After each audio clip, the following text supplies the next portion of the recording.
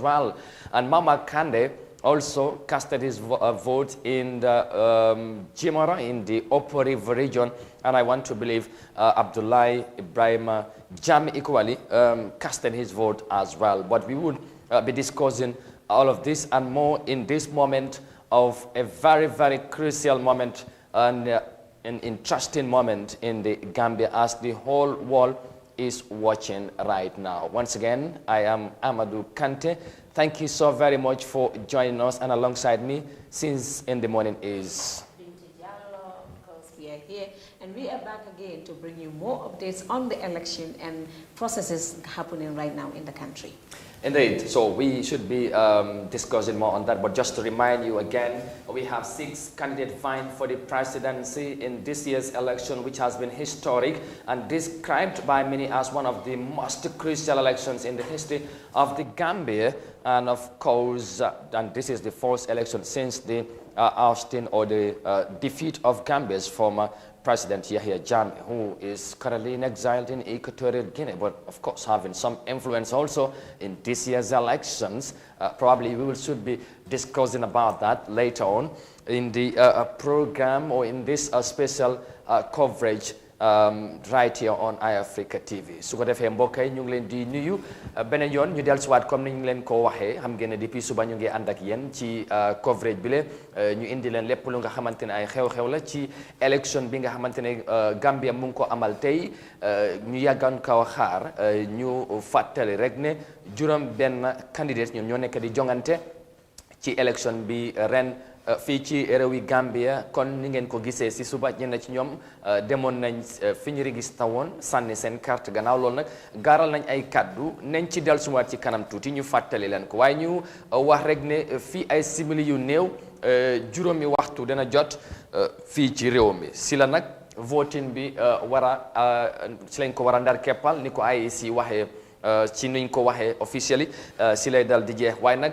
ndax noonu lay demee am déet incha allah loolu nañ ci xam dara ndax am na yeneen police station gisoon nañ ci nit ñu bari ci gannaaw ci mel ni comme Wellingara ak yeneen place yi si biir réew mi loolu tamit ndax ñoom yëpp mun nañoo vote ci waxtu buñ ko buggee ak yu mel noonu loolu nañ ci ñëw ci kanam incha allah waxoon nañ leen tamit IEC waxoon nañ ne dañu waxtaan ak taskari xibaar yi waxoon nañ ne ñetti yoon nañ koy def si bés bi juróom-ñeenti waxtu si suba ak fukki waxtu ak ñaar ci digg bëccëg ak juróomi waxtu waaye gis nañ ne yeneen ñaar yëpp mënut a antu léegi nag ndax juróomi waxtu gannaaw bi nga xamante ne si lañ wax ne voting bi si lay dal di tëj ndax boobu tamit nañ dal di nag jàkkaarloo ak taskari xibaar yi pour update leen situation bi amaana naka la nekk di demee fu nekk ci réew mi loolu la ñu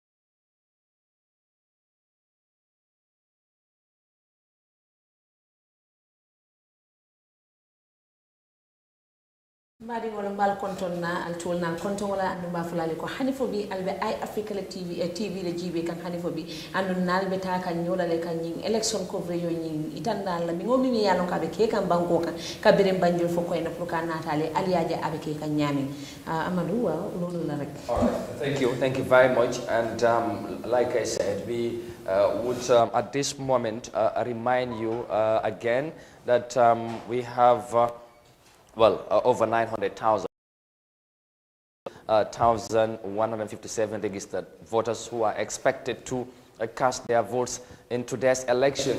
And in about 15 minutes time, voting should close in the of course across the land, but we will hope to verify or find out from our reporters who are already on the ground at the various polling stations in the country to bring us up to speed as to what is the situation like in the stations or the polling stations where they are within the Greater Banjul area. So you can stick around for that in a moment, and but just to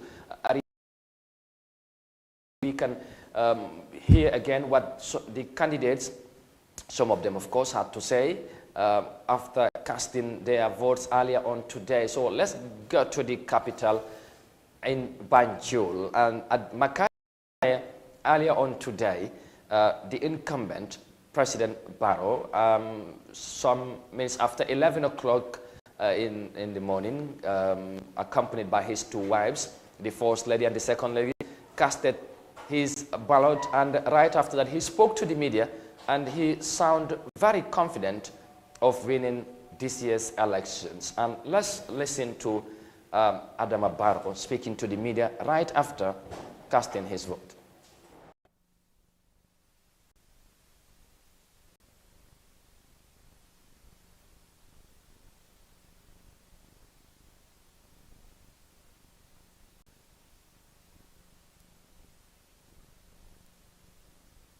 Yeah, we are very happy about that because they are coming out in their numbers to exercise their rights. It's a constitutional right for every citizen to vote.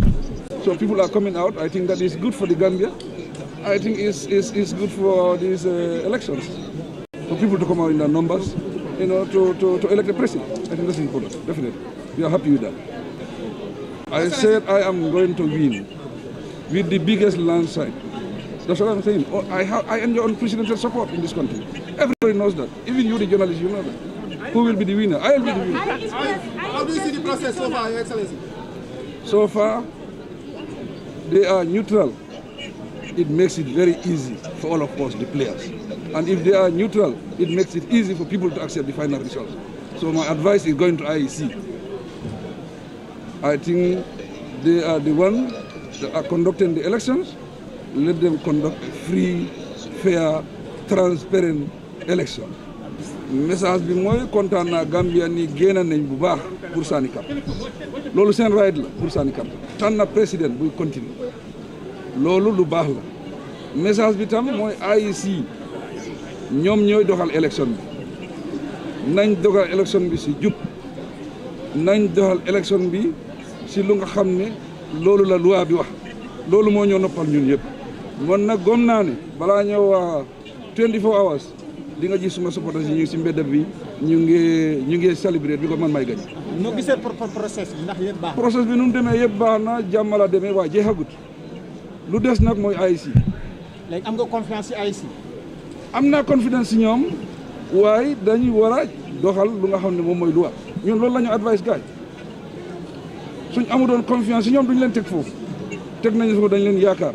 waaye nit rek la mun naa dem mu changé loolu yëpp mun naa am kon dictal bi mooy IEC nañ jub nañ doxal lu nga xam ne mooy dëgg loolu rek mooy ñu ñëwi seen kër yi ñu dem toog déglu results yi bi ko results yi Gambia suñu élection balaa ñëwoo 12 foog la xam nañ kan moo gagné léegi tey loolu leer.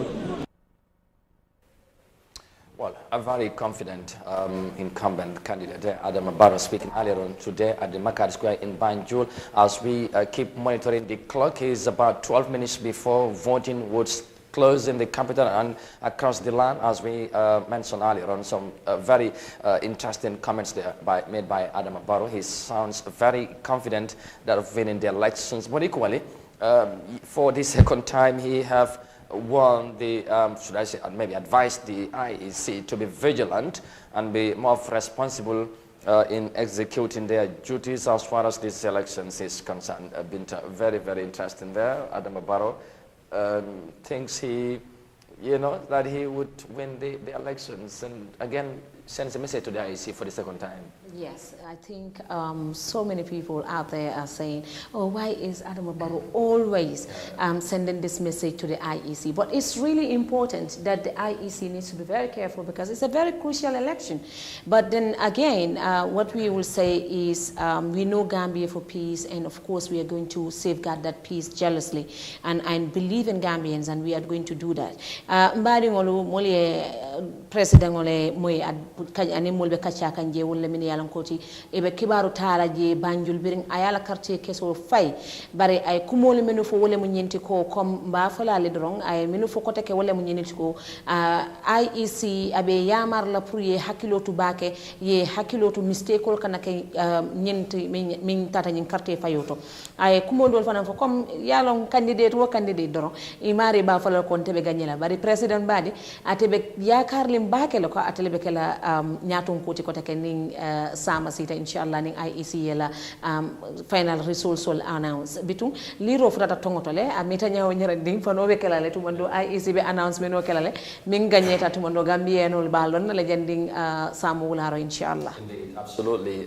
Lolu mom ñep nañ ko xaar inshallah ci kanam tuuti. Well, of course, as we keep monitoring very closely though on the clock as it ticks towards the top of the hour at 700 hours that voting officially should of course should close in the Gambia. That's 5 o'clock local time.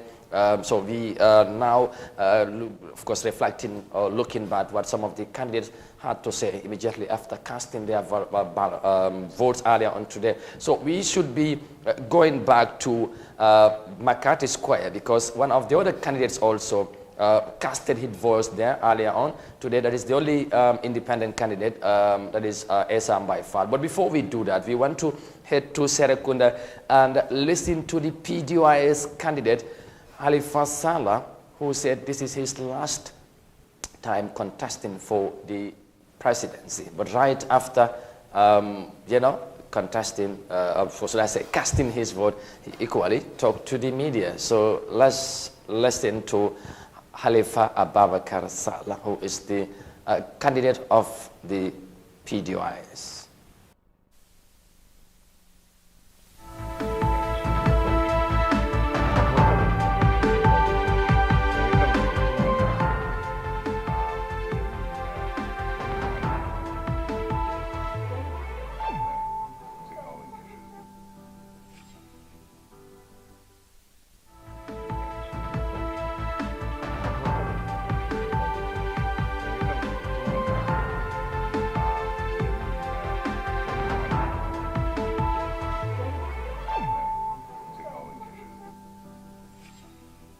The 2016 election was done through a coalition. But now we have parties that are clearly putting their programs before the people and giving the people an opportunity to decide which party can actually address their needs and aspirations. And are you feeling positive about this today? Well, I must say that after the campaign, I am convinced that this election will decide whether we have a new Gambian who can build a new Gambia, or we have Gambians who are still, by virtue of mindset, tied to the old, needing still change, which will take a longer time and allowing poverty to persist for a longer time.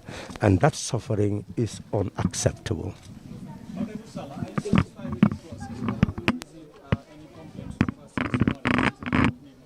Well, technicalities can be caused from administration, but also from party administration. So we are studying. Wax dëgg yàlla dara mënatuma bett ndax bañ jeexalee campagne bi ma tëdd ci guddi suma yaram dafa dal ma nelaw bu baax a baax eewu ci suba ak dal ndax dama téye ne suma warugal def naa ko.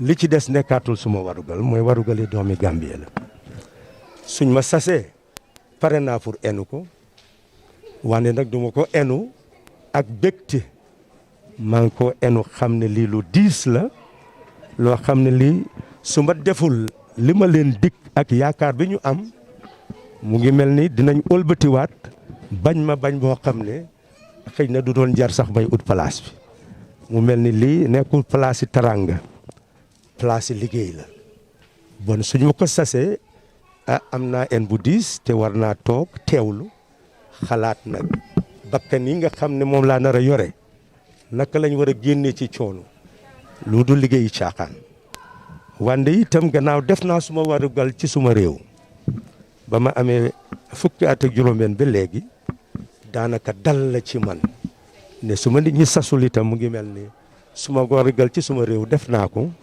kooku dafa mel ni àddina dafa oyof ci man suma bopp dina oyof lool mu mel ni daal maa ngi ci anam boo xam ne amatuma dara lu ma yëg suma la am lu dul xaar nit ñi ndax dañ may sas ndax dañ may noppal ma xam ni maa defee ak suma àddina foofu laa toll xam nga ñun fi ñu jaar kuy xalaati fitna dafa mel ni kooku xalaatam des na ndax ci ñaar fukki fan ci weeru janvier gisuloo woon kenn ci mbeddi Gambia mbedd mi daf ne selew soldaari ECOWAS yi seen saxaari manduwaar yi seen aéroplane yi ci jaww ji ak seen fetel yi nga xam ne ñoo nekk ci suuf si wër Gambia ñuy xalaat ndax Gambia dina tàkk ndax du tàkk bon yenn yi waxi caaxaan la rek ndax waxi ñàkk bàyyi suñu xel fa ñu tegu woon ndax bés booba kenn xalaatul ne da ngaa def fitna ñëpp dañ dugg ci kër yi mbedd mi kenn nekku ci loolu Gambia war na ko fàttaliku te li taxoon ñu def loolu mooy mun a isi dal ci réew mi ndax soppeeku gi nekk ci jàmm te looloo am bon nag tey jii li ñu am nii li ko isi mooy dal ak tey ba jëlaat suñu réew gannaaw yaa moom réew mi su la neexee nga wëcci ki la neex kooku fitna nekkaatu ci li ci nekk rek mooy ànd ak ku la neex nga tànn kooku jël réew mi wante li ñu war a bàyyi xel mooy ne Jammeh ñoo seetaan ndax mu ngi fi woon nekk ku bari doole wande mu dem ba jël nguur gi jébbale ko am ci ñaari xel ñu ëpp ko fexe mu génn réew mi wante mu ñoo seetaan mu ngi aju ci doomi Gambia su fekkee ne doomi Gambia dañ demaat jaayaat seen bopp jëlaat buumi njaam def ko ci seen baat yi li ma wax mooy ne ndeke man su fekkoon ne yokkoon naa tuuti xaalis rek ni kon maa ngi Gambia ba tey su ko defee nag ñi am pexe boobu léegi la ñoo door nag di seet ñoom itam naka la ñoo dajalee alal jooju nga xam nañ ne doomi Gambia jaam lañ xaalis bu tuuti mun na leen a def nit jënd leen ñu dugal seen carte wote ci keneen koo xam ne kii dafaa jëlaat buumu njaam gi teg ko ci seen baat su ko defee politique Gambia yàqoo na ba faw ndax dafaa nekk politique mafia ku am alal rek mun naa jot ci réew mi bon nag élection bii du caaxaan ñun dañ leen a gunge nañ leen ba ngeen moom seen bopp. Halifa Boubacar Sallah, of course, is the candidate of the PDOI, so DOI party, and he was speaking to the media there, shortly after casting his vote. And by the way, he was trying to reflect on the journey to where we get to at this moment. Of course, looking back, what happened in 2016. And was quite very interesting there from Halifa Sallah, who is seeking for the president for the very last time. And again, it's just to remind you, in about 2 minutes' time, or less than 2 minutes, I should say, polls should officially close in the Gambia. And of course, so we are closely monitoring, as you can see on your screen there. The clock is ticking down towards the top of the hour.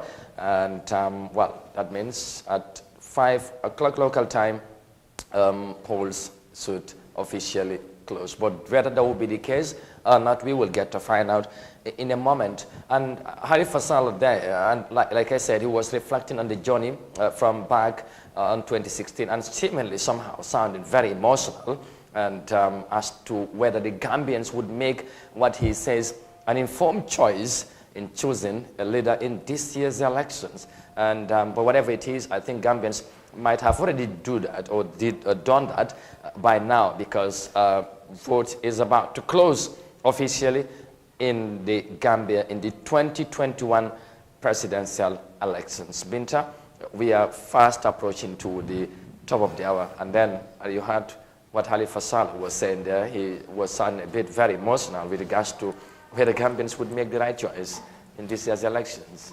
So mbaɗigol ko Amadou Yafo ñamindoro wala mi ñinti ko mbe Halifa moyle, of course anin journalist ol be diyam kan wala kiwaru talalti bare ay kumolo mino foje siyata bare bitun ka ado mandin fal doron wala mi ñinti ko a laftale pour Gambien ol comme a laftale doron pour Gambien ol inform choice ke wala mi ñinti ko ka carte o di mola mi yalon ko i jikita kom amari be banko sambala ñatole wala ya sila andun a lafta wala pour ka kaje ko comme akafo nyami doron system change a lafta wala jela banko kan katung ama feel ko system change nyimbe kerene bare bitung halifa fana mu molte mi yalon ko during nomination o aya kankula ko nyine be kala ala wati labangoti pour kaje ko abe presidency ron wala nyinti ko pour kaje ko abe kala president o kata nyobore wala pour ka president oti nyine be kala signal labangoti so nyimu kulte mi yalon ko tambita during the nomination and on Halifa sign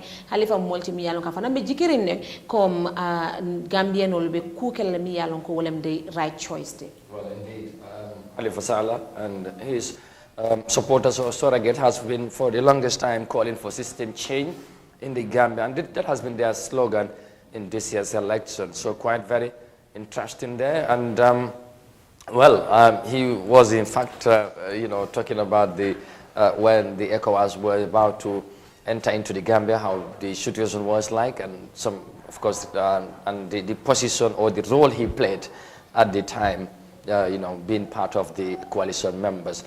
su ko defee rek mbokk yi comme ni ngeen ko déggee noonu kooku mooy Halifa Sallah mu nekk candidat bi nga xamante ne moom moo taxawal wala moom ñii di doy mooy PDOIS ñoom lañ dal di taxawal ci élection bi mu doon wax kàddu yi nga xamante ne mooy mu doon dellu si jaar-jaar réew mi buñ ci élection yi ñu jógee woon 2016 surtout moom taxawaay buñ ci amoon ngeen ci suba rek ñu ngi leen ko doon wax amoon na ci taxawaay bu am solo léegi nag buñ ci tolloo mu jàpp ne est-ce que Gambien si dañoo jël def li nga xamante ne mooy tànneef bu baax buñ yaakaar ne xëj na réew mi moom ni mu ko gisee loolu la war a demee loolu nag xëj na des na ci Gambien si moom am na nag yéene pour jiite réew mi lii mooy ñaaleeri yoon muy ut réew mi te nee na nag bii mooy yoonam bu mujj muy ut lu ñuy wax public office mooy office bi nga xamante ne foog mu dem mu jongante ak keneen balaa muy jot place boobu nee na bii mooy taxawaayam bu mujj pour mu làcce public office ci biir réew yi Gambia loolu nag mu nekk kàddu yu am solo ci li nga xamante ne yàgg na koo wax ci nomination bi la ko fesal ba léegi gën na koo déggeral su ko defee ñu wax rek ne tamit fu mu nekk ni juróomi waxtu tegal na ñetti simili ci biir réew mi loolu lu mooy wane rek ne voting officially moom war naa tëj war nañ ko jeex wala taxawal fu mu nekk nii ci biir réew mi ci polling station moo fu ñu fàttali rek IEC dañ ne woon ki nga xamante ne yaa ngi ci line bi wala yaa ngi ci fu ñoo sànnee carte nga nekk ci line bi bu juróomi waxtu fekk la fa dañ lay bàyyi line bi lu mu gudd dañoo bàyyi ñëpp ñu fa ñi nga xamante ñoom ñoo fa nekk foog ñu vote waaye nag boo tardé ba waxtu bi jot fu mu nekk nii ku demul ci benn police station boo demee tamit doo mën a sànni sa carte noonu lañ ko waxee woon te foog naa noonu la yàgg amee waaye gis ngeen si suba am na yenn place yi nit ñi bari woon nañ lool car macha allah ñu place yu mel ni comme Wellingara comme ni ngeen ko gisee ak yeneen polling centers su fekkee nag mbir mi noonu la demee ndañoo ñu yëpp dañoo mën a vote balaa 5 o'clock mooy waxtu buñ joxee woon loolu tamit kon ni ma ko waxee suñ ndaw yaa ngi ci biir dëkk bi ñu ngi war di seet nañ jokkoo ak ñoom ci kanam tuuti rek pour ñu wax ñu tolluwaay bi naka la ak nan la mel ci nga xamante ne foofu lañ nekk ci réew mi ñu su ko defee kon ni ngeen ko gisee noonu so li nga xamante ne mooy ni ngeen di gis nii right now mooy lii moo nekk di xew Banjul right now ci yenn polling stations Makati Square ci boppam fi nga xamante ne président bi foofu la sànne si suba kartam bi ak tamit Essa Mbye Fall ñoom ñaar fii lañ sànne te gis ngeen ne gaay ñu ngi commencé di compter léegi tey ndax xam ngeen ne fu mu nekk nii comme buñ pare sport counting la ñoo def fi police station bu nekk gis ngeen ne ñu ngi noonu IEC seen official si wala seen staff si ñu ngi noonu di jéem a régler pour ñu commencer compter li nga xamante ne mooy si police station bu nga xamante ne mooy Makati Square. Well viewers, as you're watching, these are live images from Makati Square in Banjul in the capital, where the president and one of his contenders or rival, if you like, Essa Mbye Fall, casted their votes earlier on today, and as we are about to witness, they're about to start the counting of votes. Here in the Gambia is sports counting when votes close in every polling station. You can see the party agents and observers, journalists, and some other relevant stakeholders will be allowed to witness this sport counting. So they are now on sale. Then the I think that's the NPP, and they have MPP, and UDP, and other, yes. So that's MPP there. So they're about to start the counting. So we will be following it as it happens right there in Banjul before we move on. This is a very critical moment as we are witnessing they're about to start counting of the votes in Makati Square in Banjul. Binta fu mu nekk nii daanaka dafa mel ni police station bi moom gars yi moom pare nañ ñoom tëj neen ba pare fu mu nekk nii lu ñu ngay waaj a commencé compter ku nekk ñaata nga am ci police station bi nga xamante ne président Barrow moom foofu la sànnee li nga xamante ne mooy carte d'identité si suba.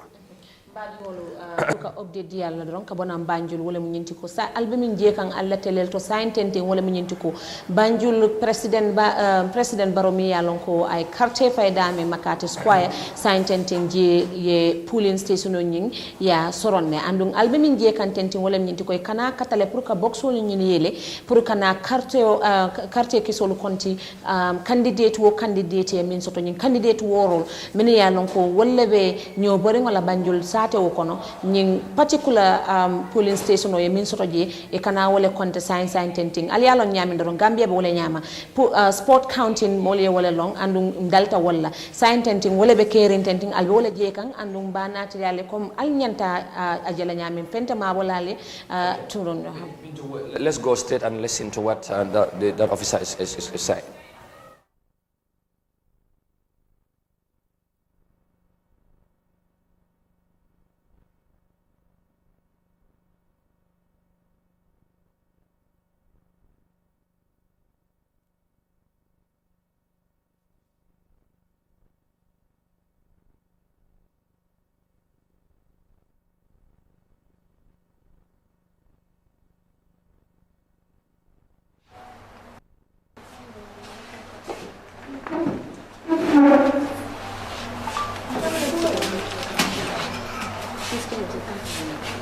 Hello. Wow.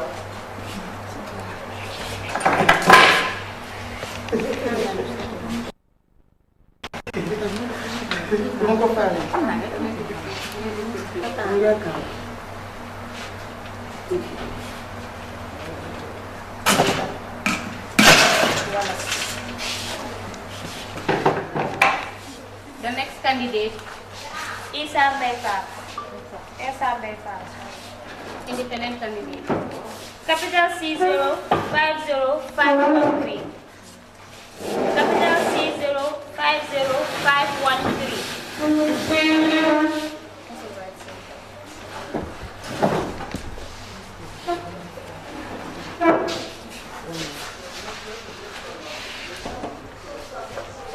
Confirm that as we can see, apparently they are not starting to count, but it looks like they are still in the drum, of course the ballot drums there, that's the boxes of the different parties, and at the presence of the different observers on the ground, as you can see from there, before the next step would follow. But apparently they are trying to seal the ballot drums before anything would happen, just to confirm that voting have closed in that polling station, by the way. But then they're yet to start the counting, but they're sealing the ballot drums and then probably move to the right place and then start their counting in the presence of all the party agents, observers, and then the sport counting would then happen immediately. So that's just to tell you, as you are watching right now, the different candidates you have, NPP, UDP, and of course Esafal, Kandai, and of course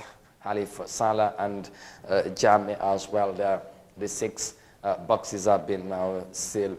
So this is very, very interesting moment, you know, as you know.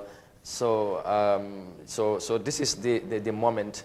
I know Gambian Gambians will be waiting. So Binta, as you can see, this is a very crucial moment of the elections, and as you can see, they are sealing now the ballot drums or boxes.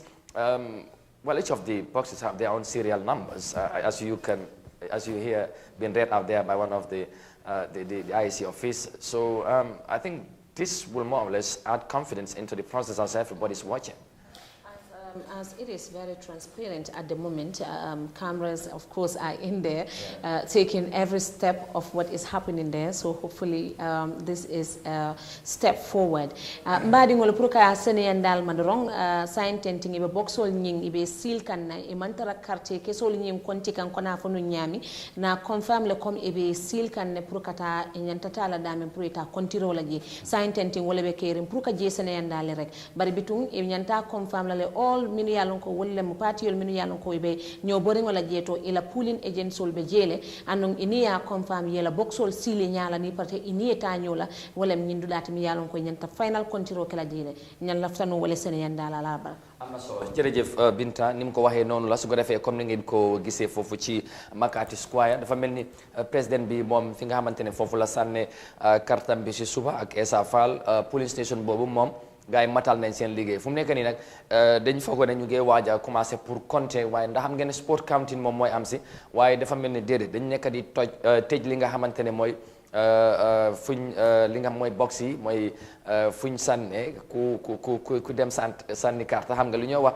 fu mu nekk nii gis ngeen ko mu ñu ngi koo tàkkanoon sil ko ba mu baax dal di dem ko yóbbu fi nga xamante ne mooy foofu lañ ko war a compter ji waaye jàppal ne daal sport counting moo war a am waaye ci kanami ñi nga xamante ne mooy ñuy seetu élection bi journaliste yi gis ngeen ne ñëpp ñu ngi fa ñu ngi seet yëfi naka lay demee ci fi nga xamante ne mooy ci polling station bu ñu nekk right now foofu ci Banjul Makati Square so mu nekk li am solo foofu lañ tolloogum kon niñ ko waxee fu mu nekk nii moom ci réew mi moom voting war na jeex ci yenn gox yu bari ci réew mi am nañ yaakaar boobu xanaa fi nga xamante ne mbooloo bi bari na lool foofu moom mooy des waaye loolu mu nekk li nga xamante ne mooy li am solo ñun yëpp ñoo ko nekk di gisandoor lii foog naa dafa unique Binta ci élection bi nga xamante ne Gambie noonu lañ koy defee fu mu nekk ni ñëpp ñu ngi koo xoolaan di live te tamit foog naa ne li war naa gën a mën a wàcce tension bi dalal tamit xel li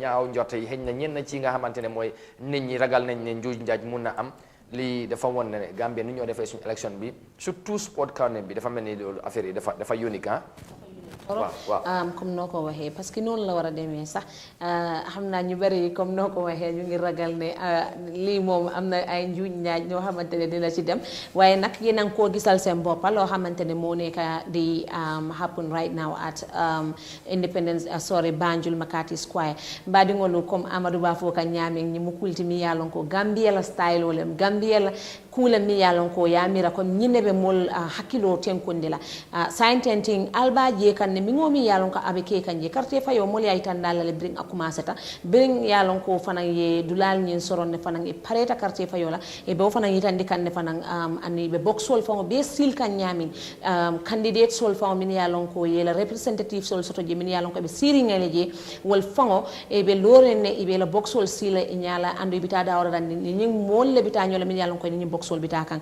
e te bulala even an inch e ba make solale boxol ni yelte ñala a continuité a quantité ñala e fangol ya confirm Gambie be wala ñam waaw mu ngi non gis nga mu ngi yore lu ñu wax passoir bi bobu la wara ñew tek fofu la ñoo sotti li nga xamantene moy mabul si bala ñoo commencer compter way fogg na lu njëkk a génne foog naa ñi nga xamante ne mooy ñu des ci gox boobu loolu la ñoo ñëw compter ñi nga xamante ne sànne wuñ leen waaw mu ngi noonu gaa ngi koo areñ comme ni ngeen ko gisee noonu mabul si yaa ngi noonu mu nekk li nga xamante ne mooy li interesting am na fi nga xamante nag fu mu nekk ñeneen ñi tension yi commencé nay jóg waaye ñu bàyyi xel rek ne affaire yi ndànk-ndànk rek léegi tey mu leer incha allah fu mu nekk nii foog naa ne ñi ñoo sànnee gut seen carte waaye li ci mënta am ñoom nañ ko confirm leeral ko bu baax ñoom ñu wax ñu lan moo xew exactly ndax ñii dañ vote tout wala nu mu fa demee waaye yaakaar rek lañ am ci loolu Makati Square lay xewee foofu ci biir Banjul ñu fàttali rek ne njiiti réew mi wala incumbent candidate bi di Adama Barrow moom foofu la sànnee tey ci suba waaye naka noonu tamit di Essa Mbaye Fa nga xamante ne moom independent candidate la moom tamit foofu la sànnee woon tey ci suba fu mu nekk nii ñoom ñaar ak ñeenti candidates yi nga xamante ne bokk nañ ci jongante bi ñoom ñëpp seen kees yaa ngi noonu tegu ku ne kii nga xamante ne mooy sa supporter wala sa soppe ñëw la jox la kartam su boobaa buñ paree ñu compter ko ci kanam yi ñëpp ñu xam ci police station boobu ñaata lañ fa am ñoom candidates yi nga xamante ne ñu ngi ci élection bi su ko defee mu ngi noonu ñu déglu. But the expected register is 627. Those who are expected to vote, but not all of them show up. So we gave out 7 duty certificates. 7 duty certificates. So now let's confirm. 1, 2, 3, 4, 5, 6, 7, 8, 9, 10, 11, 12, 13, 14, 15, 16, 17, 18, 19, 20, 21, 22, 23, 24, 25, 26, 27, 28, 29, 30, 31, 32, 33, 34, 35, 36, 37, 38, 39, 40, 41, 42, 43, 44, 45, 46, 47, 48, 49, 50, 51, 52, 53, 54, 55, 56, 57, 58, 59, 60, 61, 62, 63, 64, 65, 66, 67, 68, 69, 70, 71, 72, 73, 74, 75, 76, 77, 78, 79, 80, 81, 82, 83, 84, 85, 86, 87, 88, 89, 90, 91, 92, 93, 94, 95, 96, 97, 98, 99, 100. 1, 2, 3, 4, 5, 6, 7, 8, 9, 10, 11, 12, 13, 14, 15, 16, 17, 18, 19, 20, 21, 22, 23, 24, 25, 26, 27, 28, 29, 30, 31, 32, 33, 34, 35, 36, 136, 136. Remaining tokens, 136. What says 700 tokens were given, 136 remaining. So now.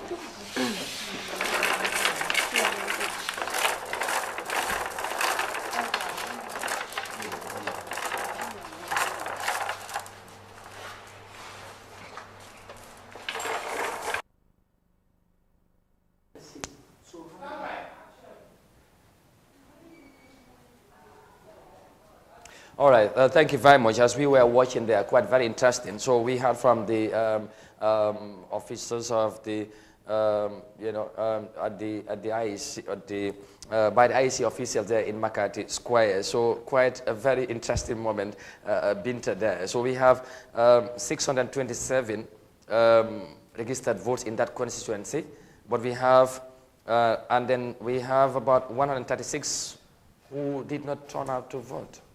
That's quite very interesting, and of course that is in the Makati Square polling station, on one of the polling station, because that's quite very interesting that we have other polling station also in Makati Square, but we interestingly, this is where the president have casted his vote earlier today. This is the polling station that the incumbent Barrow casted his vote. So this is the situation, Binta, as we speak, as we heard from the IEC officers at the Makati Square, in one of the polling stations where the president casted his vote earlier on today. Abarka bake ko mawa fo kan nyami dami yalon ko president fo yala quartier ke so fay dami wala mo Makati Square, one of the polling station mi yalon ko polling station kilingo min beje ayala quartier fay dami mol min yalon ko wala register ta je pour ka quartier fay keje eta tele fo mo keme woro anin moannin woro wala molti min yalon ko wala register ta je bari bitu mol min yalon ko manna voting na min yalon ko man quartier fay ke sign tenting e min konti ata telefon mo keme anin tansaba anin woro wolle man carte fayoke so ni ya jibe abuko ni mo keme woro kono anin monni woro mol kono min yalon ko wolle registrata mo keme anin keme killing anin tan saba anin woro wolle molti min yalon ko itol man na carte fayolo jërëjëf Binta ni nga wax ni nga ko waxee am na solo fu mu nekk nii dafa mel ni comme ni ngeen ko gis gaa ngi waaj a ubbi nag box yi nga xamante ne mooy polling station bi nga xamante ne moo nekk Makati Square ci benn bi nga xamante ne boobu lañ gisagum te président bi foofu la sànne ñu gis ne juróom benn téeméer ak ñaar fukk ak juróom ñaar ñoom ñoo fa registré waaye ni ñu ko gisee comme ni ngeen ko gisee noonu fu ñu nekk ñi nga xamante ne mooy téeméer ak fanweer ak juróom benn ñoom génne si woon pour ñu sànni seen carte loolu nag dafa mel ni dana am lu mu wane ndax boo leen fàttale ko 2016 ñu bëri génne wuñ pour ñu sànni waaye surtout nag ci capital bi ci boppam Banjul moom fesoon na ci lool ndax luy tamit bu melee nii bu fekkee ne train bi continuer na ndax luñ gis ñu bëri tamit dafa mel ni génnuñ waaye ñu dem seet si police station bi président Barrow keesam bi lañ nekk di compter moom fu ñu sànnee ñaata la fa am gaa ngi jéem a régler affaire yi su ko defee dana interesting trop ñu déglu ci ñoom ñu xam moom fi mu sànnee ñaata la fa am ci police station boobu ci Makati Square ñu fàttali rek ne du benn police station moo fa nekkoon am na yeneen waaye moom incumbent di candidate NPP moom foofu la sànnee ci nga xamante ne foofu lañ nekk di contesté jamono bi ci buut bi nga xamante ne foofu la sànnee léegi nag moom keesam bi lañ dal di ubbi nii ñu ngi compté ñu xam moom fi mu sànnee ci buut boobu ñaata la fa am Binta foofu lañ tolloogum right now baɗigola ba fof kan ñami sa intentin ɗum mole ajale président Barrow afan ya la carte ke so faydami wala min ñinti Makati Square e kontiro commencé jeele comme albe min je kan alla screenol to sa intentin ba la carte ya la carte ke so leta ya yele matintin sa intentin e ba konti kan ne ka jibe comme ay te jelle sto je anin other candidates min yalon ko wol fanambe je e be the same procedure le kala inshallah bara abibe ko yela janne. As you're watching, right now we have known the number of voters who registered in that specific polling booth where the president casted his vote, and of course those that did not turn up to vote as well. Now we are waiting to know or to hear each of the candidates, how many votes do each of them have from that specific polling booth in Makati Square. So that is the situation. Now the president's voting, or should I say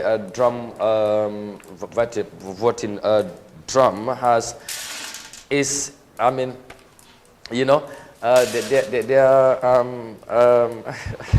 they're counting. So probably maybe this one is an interesting one. I know. Wouldn't sense whether the president voted for himself or not, but everybody would want to believe that. So right now they might be counting one of his votes right now, as you can. Confirm?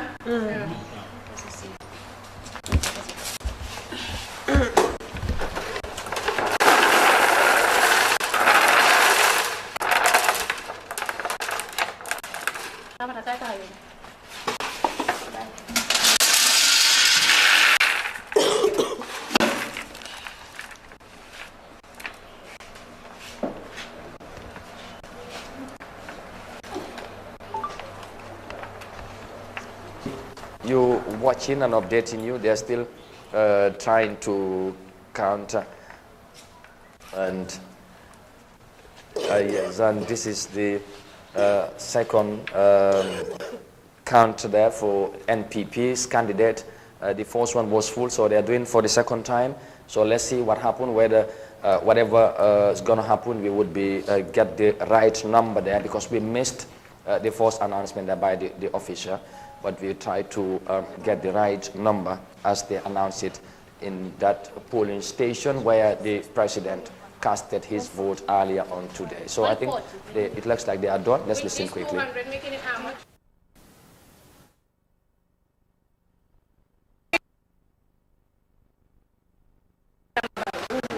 340 votes for NPP. Adama Barrow.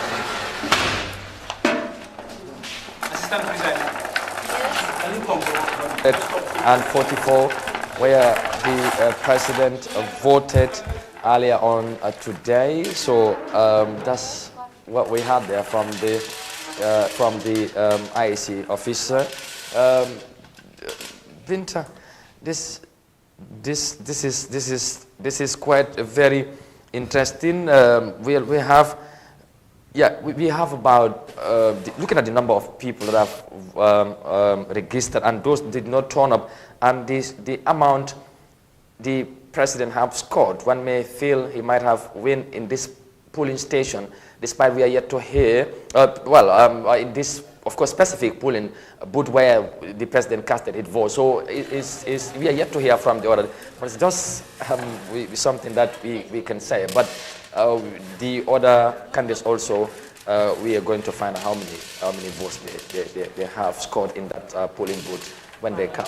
It's hard to say at this point, but we can just project considering the registered voters and of course people who have already voted. But we are still on the trail, so we will listen and we will watch the other candidates how much next they is have. UDP on Right. So let's see what UDP also have there. Yeah.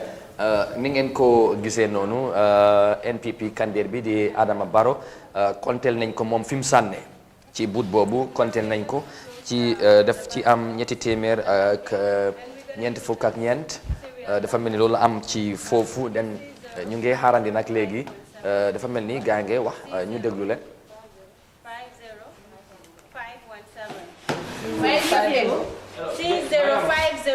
5050517. Are you filling the counting form? Yes, I will fill that. Okay, so once you do, I want to close it. yes, you want to close it. That is very good. Then That after, is let the party agent agent sign sign. before you count Yes. the other three. Yes. Exactly. Thank you. They should be moving to the next one.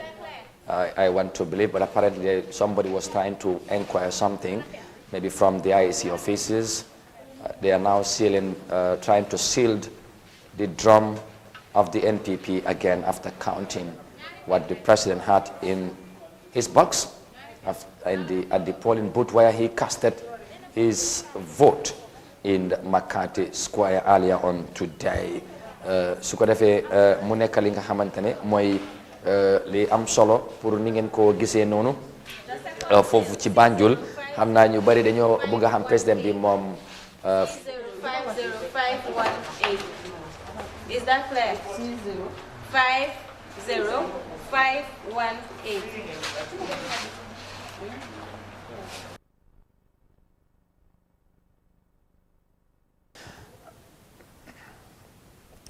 All right. I think she was just trying to give the serial number there of the next candidate to be counted or whose votes are to be counted in that polling station. So you are watching live proceedings as it happened at McCarthy Square on Eyeafrica TV, and as the voting have closed from moments ago in one of the polling stations where the incumbent casted his vote earlier on today. They are now counting the amount of votes that has been casted thereby, that have been casted for each of the candidates in that specific polling booth in McCarthy Square. That's what we are witnessing right now. MPP's one is done, so we are now hoping to see who is going to follow next. I was going to say it looks like it's UDP because that was the box after the NPP box. If they would follow it as it stands there, as we are watching, they will follow the line or whatever happens, we will get to know. This is the live coverage of the 2021 presidential elections in the Gambia on Eyeafrica TV. We have been following the election process since in the morning in different parts of the country. You heard from some of the stakeholders who were equally on the ground to follow the proceedings as well as it happens in different parts of the country. We heard from some of the candidates as well. We will still hear from others later on, but we want to concentrate now on the booth where the president casted his vote, and we will know each of the candidates how much did they score in that booth in McCarthy Square.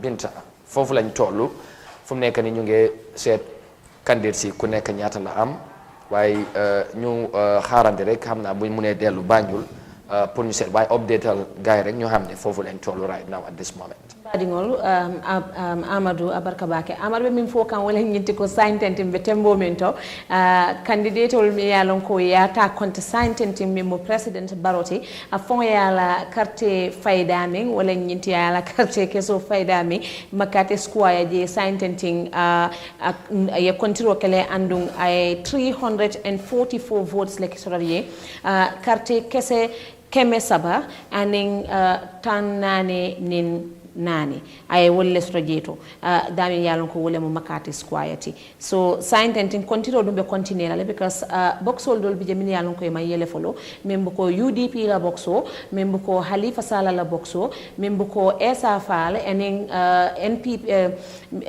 Mama Kande ening Abdoulaye Jammeh ñol la boxo wol may yele folo silan woni wol yelta fanam be continue fana ni e continue ke mba dilal la comme itol ya announce nyamen inshallah mbale janne Abarka Bake Binta, thank you very much. So I think they were just trying to sign the papers there to confirm the number that they have counted for NPP and before moving on to the next candidate. So remember we have 6 candidates, so it's not going to be as quick as maybe some of you might want.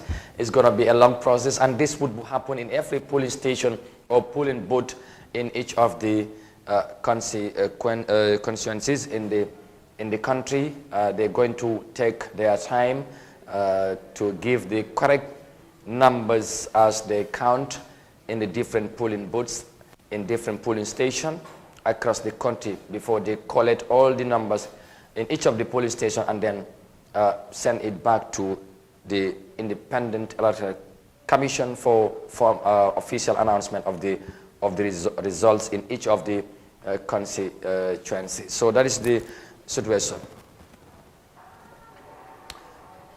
Well, it looks like they're about to open the UDP, of course, ballot box, and we should able to try to see if we can able to link back to Banjul and follow the counting process of how much the UTP candidate Hussein Dabo might have scored in the, of course, polling booth where Barrow casted his vote earlier on today in Makati Square. So Barrow scored 344 votes where he casted his vote earlier on today. So let's watch and see. They are about to bring back the ballot drum and count the number of votes being casted there. So here they come. Well, we're having some issues there again with the link, but we tried again. So this is the situation as you watch live on Eyeafrica TV. We're trying to bring it to you live as it happened in the polling booth where the president casted his vote. The incumbent candidate, that is the NPP's candidate, Adama Barrow, where he scored 344 votes. So there now is the UDP candidate Hussein Dabo in the booth, polling booth where Adama Barrow casted his vote in Banjul. So this is the situation. They are now trying to count the number of votes being scored by the UDP candidate Hussein Dabo in that specific booth in Makati Square. Comme ni ngeen ko gisee noonu right now ñu ngi jéem a compter Hussein Dabo candidate bu UDP ñaata votes la am ci polling booth bi nga xamante ne président Barrow moom foofu la sànnee kartam bi tey ci Banjul foofu ci Makati Square den su ko defee ñu déglu ñu xam ñaata la fa am Binta foofu lañ tolloo gis ne gaa yi ngi arrêté li nga xamante ne mooy votes saintenti abi min jiye kan wala mu UDP la box o 10, 20, 30, 40, 50, 60, 70, 80, 90, 100. 10, 20, 30, 40.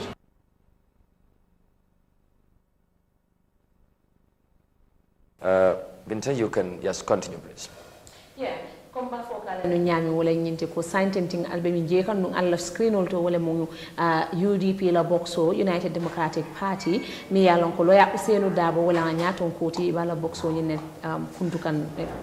Yeah, it looks like we're trying to get the right figure, but it's Ousainou Darboe getting that polling booth about 140 something votes, but we cannot confirm yet the right figure, but we'll try to do that in a moment to confirm the exact number, how much Darboe have scored in that polling booth in McCarthy Square, where Barrow casted his vote earlier on today. So that's the situation there. As you watch, so ko defé ñu ngi jéema set naka lañ leen di indi li nga xamantene mooy ni ñu ko nekk di gisee foofu ci Banjul xamaguñ exactly number bi Ousainou Darboe ñaata la am waaye léegi tey rek ñu confirm ko waaye téeméer bi teg na ñeenti fukk ak dara waaye xamaguñ pour mu leer xamaguñ ñaata exactly lañ waxagoon because xam ngeen ne léegi yëf yi def dee xala dog ak yu mel noonu waaye loolu yëfi machine la ak yu mel noonu ba léegi rek foofu ci McCarthy Square lañ nekk di jéem a seet rek ki nga xamante mooy incumbent bi moom fu mu sànne ñaata la fa am ak ñi nga xamante ñoom la nekk di jonganteel moom tamit ñaata la am ci box bi nga xamante ne wala ci boot bi nga xamante ne foofu la sànne right now foofu ci biir McCarthy Square ci capital bi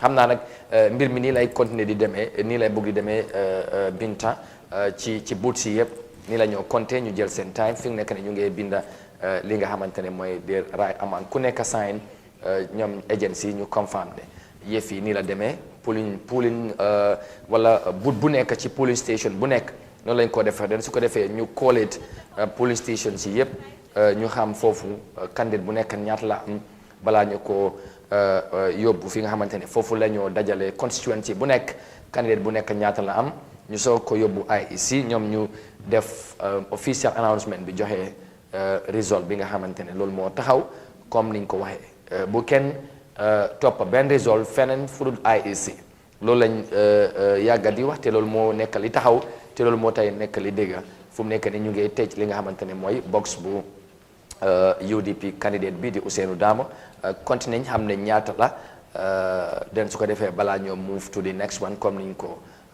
gisee right now gaa ngi sign pour ñu authenticate documents yi moo kayit yi pour ñu déggu Binta so foofu lañ toll right now. Bale bolu komba fokale ñu ñame ndoro wala mu ñenti ko saintenti ibota min carte minna carte ke sol konti la wala mu United Democratic Party yuti mi yalan ko mi ya ñaato ko ya wala mu loya Ousainou Darboe ti yala carte ke sol dum konti le bari man right figo sol soto at this moment bari sa fale no ay kemenin fenne soto je bari ta confirm no lale abe damin tentin fonni pareta saintentin nak ibe box do fana yele kam yalon ko wala mu NUPT Abdoulaye Jammeh la boxo sain wala be yele kan tumando fana yemin soto mba anati dalile comme ñantalo na ñam inshallah mu ngi nonu su ko defé as we watch ñu nek dem ci next candidate bi dafa nek lu interesting nak ñun dañoy jémasé déglu ci ñom la lañu wax ak niñ ko compter den ku nek li nga am ñom ñu déggal ko seen bop ci ñom niñ koy waxe den su ko defé amana nu mun nañ ci def jangat li ci gëna fessagum rek moy dafa melni polling boot bobu ñu vote nak ñewut vote xal nañ bari touti té lolu benen bir la mo taxone ñu doon gëna ñaax ñepp su ko defé ñu sét waaw mu ngi nonu waaw koku mo dafa melni fi bari wul waaw xamaguñ kan la gis nga mu ngi noonu waaw bii moom waaw okay that's the situation right now. One of the candidates there, his votes are being counted as you are watching there, and we're trying to see how much the candidates have. 007 1 2 3 And 4 5 6 7 and for Esa Mbaipa, independent candidate. 007. Up.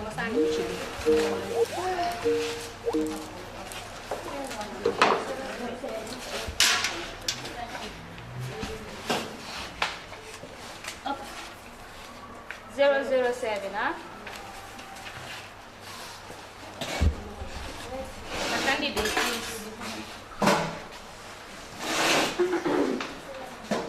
the serial number for independent candidate as on by file is 3050573. 3050573. 3050573.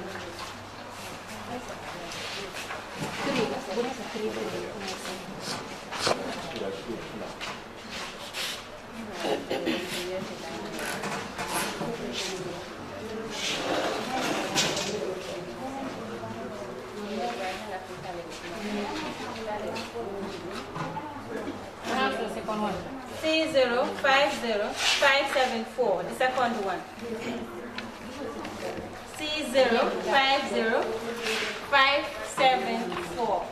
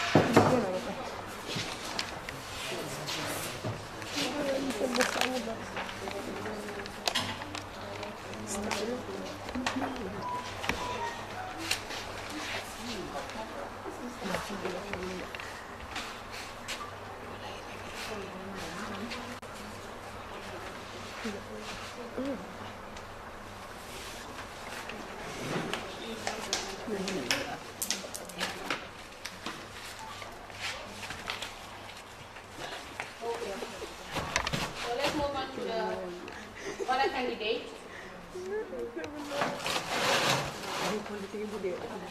And you.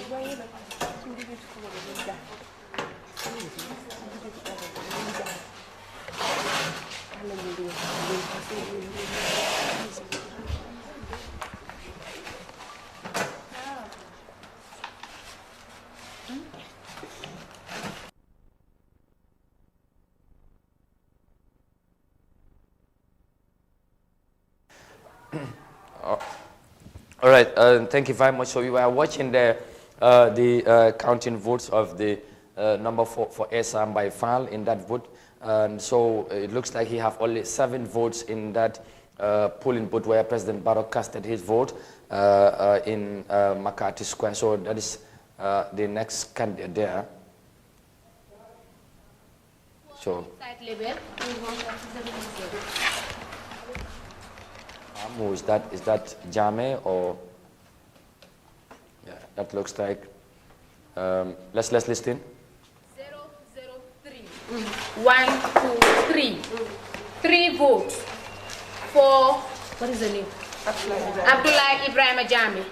003. No party agent.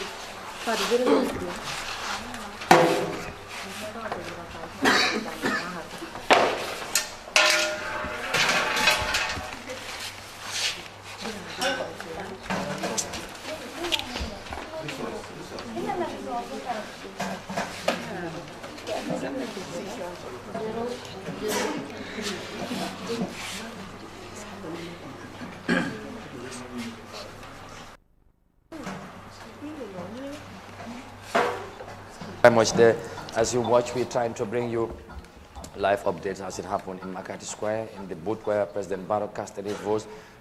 So far, we yet to confirm the amount of votes Hussein Dabo scored in that booth, but Barrow scored 340 votes, Esa found 7 votes, Abdullah Ibrahim Jammeh of National Unity Party only 3. So 575. 5050575.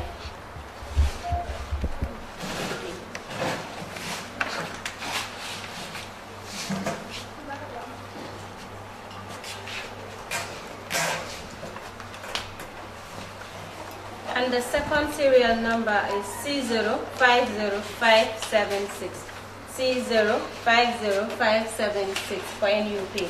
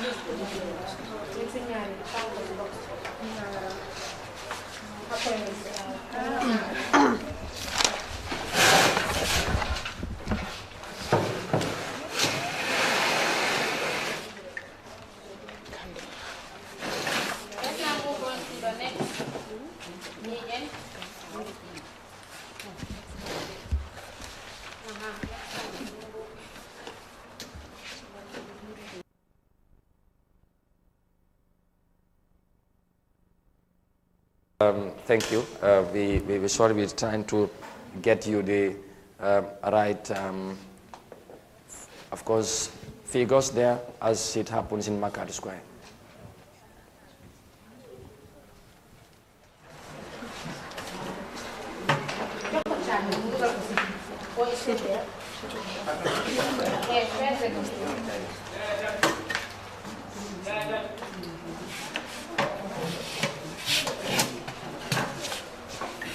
Where is the party agent for GDC?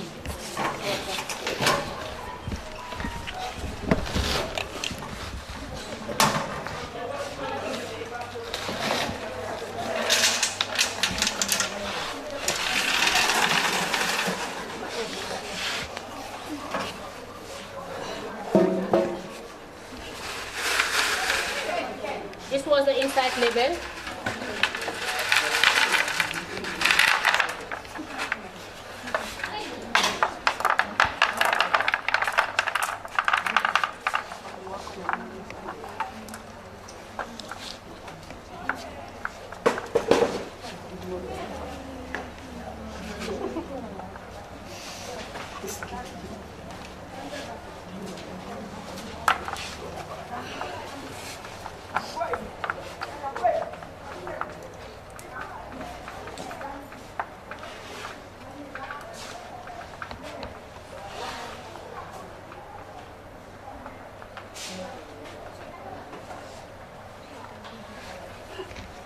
GDC, Mama Kande, 10, 20, 30, 31, 32, 33, 34, 35, 36, 036. GDC, Mama Kande, 036. 036. Mama Kande.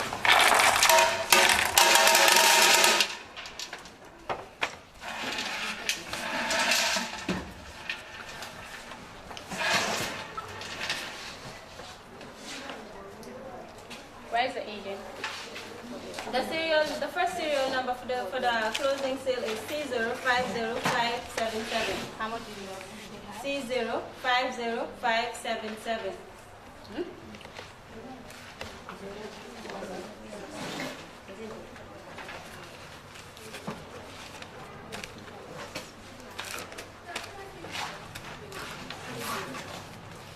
The second serial number is C050578.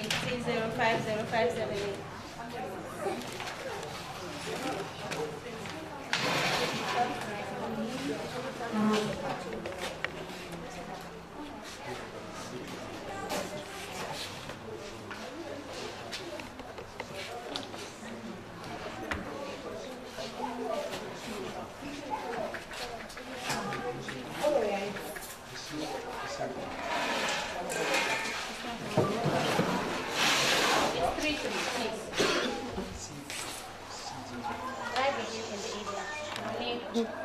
Thanks, sir.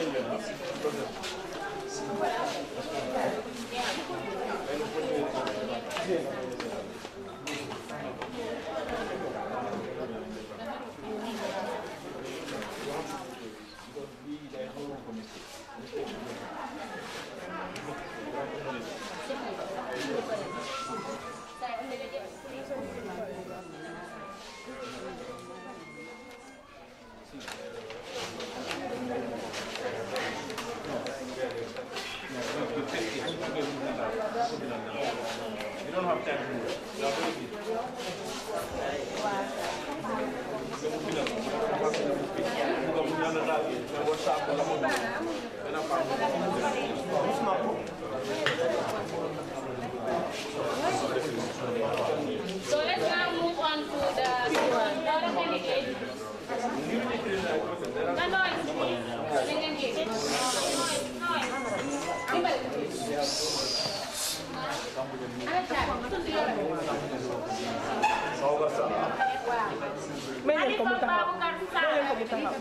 Please, can we have silence, please? Halifa Babukar Sal.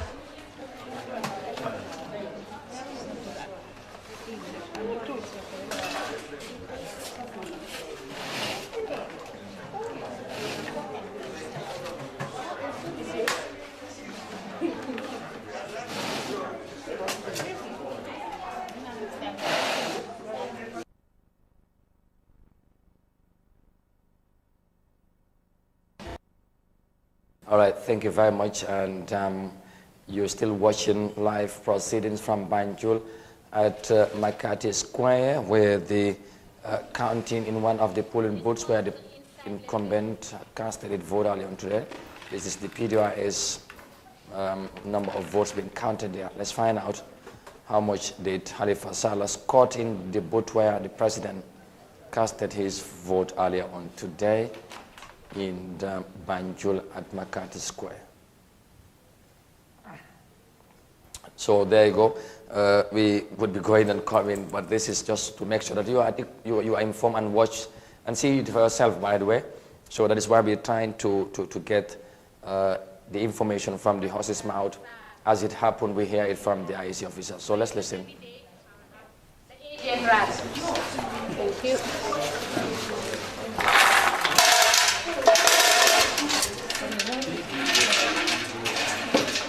Can you please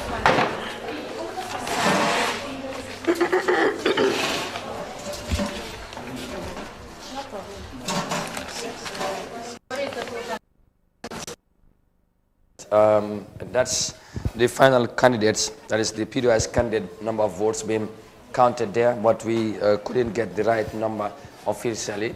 So we're still staying at the polling station, and hopefully they would again announce the amount of votes scored by each of the candidates. That polling booth where the president casted his vote earlier on today. So it started with the NPP candidate, Adama Barrow himself, and of course then UDP, Esa Fall, we confirm. So let's...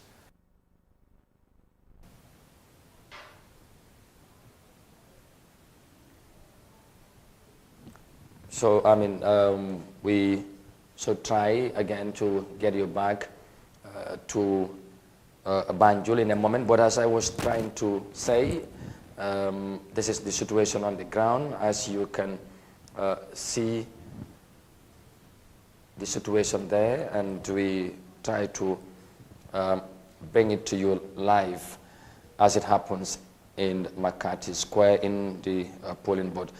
li ñu doon wax rek mooy comme ni ngeen ko gisee noonu bi léegi gaa ngi sign seen kayit yi ku ne wane na moom fekkee na buñ ko doon compter ak candidate bu nekk ñaata la am ci kanami taskati xibaar yi comme ni ngeen ko gisee si kanami observers yi ak ñoom party agency moo tax ñu ngi jéem a seet pour ñu confirm ku ne ñaata nga am waaye liñ mun a jàppagum rek ci compter bi nga xamante ne def nañ ko ci police station bi nga xamante ne Adama Barrow moom foofu la sànnee kartam tey ci suba dafa mel ni moom moo fa raw ci nomba yi nga xam ne leen jotaat ko su ko defee ñu dégluwaat lan moo fay waaye dafa mel ni yombagut pour ñu dellu foofu ñu ngi jéem a seet ndax Binta mun nañoo déggaat ci gars yi pour ñu xam exactly ku nekk ñaata la am waaye Essa Fall lu ñu jàpp ne moom 7 la fa am Abdoulaye am na fa 3 Halifa moom xamaguñ ñaata la GDC ñoom 36 lañ fa am ak NPP am nañ 300 plus UDP tamit téeméer bi teg na but we cannot confirm the right figures as of now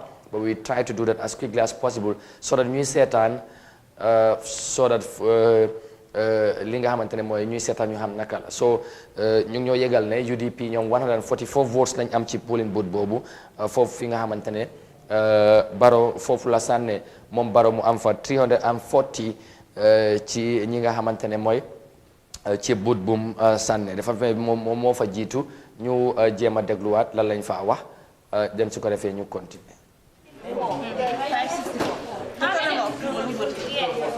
The total vote cast. How many of you got 564? Let's count together. No, it's 564. That's what I did. It's 564. 564. You're all satisfied? We have no invalid votes. No invalid votes. The total tokens being given to IEC for this center is 627. The total number of people expected to vote is 627, but the tokens being issued is 700. Thank you. Is there any invalid vote? No invalid vote. What is the total again, please? 564. 564. Yeah.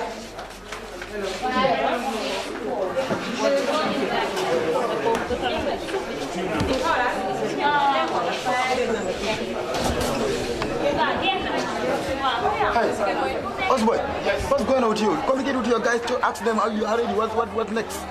Don't sleep in. All right. Thank you very much there. As we are trying to confirm exactly the number of people that casted their votes in that special polling vote, 564 people are the people that casted their votes in that specific booth we are talking about, where the president casted his vote today. So there was no invalid vote in that booth, as far as we heard from the IEC presiding officer there, one of the officers who was just trying to confirm the amount of people that turn up to cast their votes and the amount of people that were expected to cast their votes and as well. So that's the situation as you speak. And of course, they have also given the number of votes each of the candidates have scored in that polling booth. And President Barrow, NPP, scored 340, UDP 144, Essa Fall 7, and National Unity Party's Yahya Jammeh 3, GDC 36, and we're waiting to confirm PDYS to know how much they have scored. And we'll get you that in a moment. So Binta, that's the situation as you speak right now.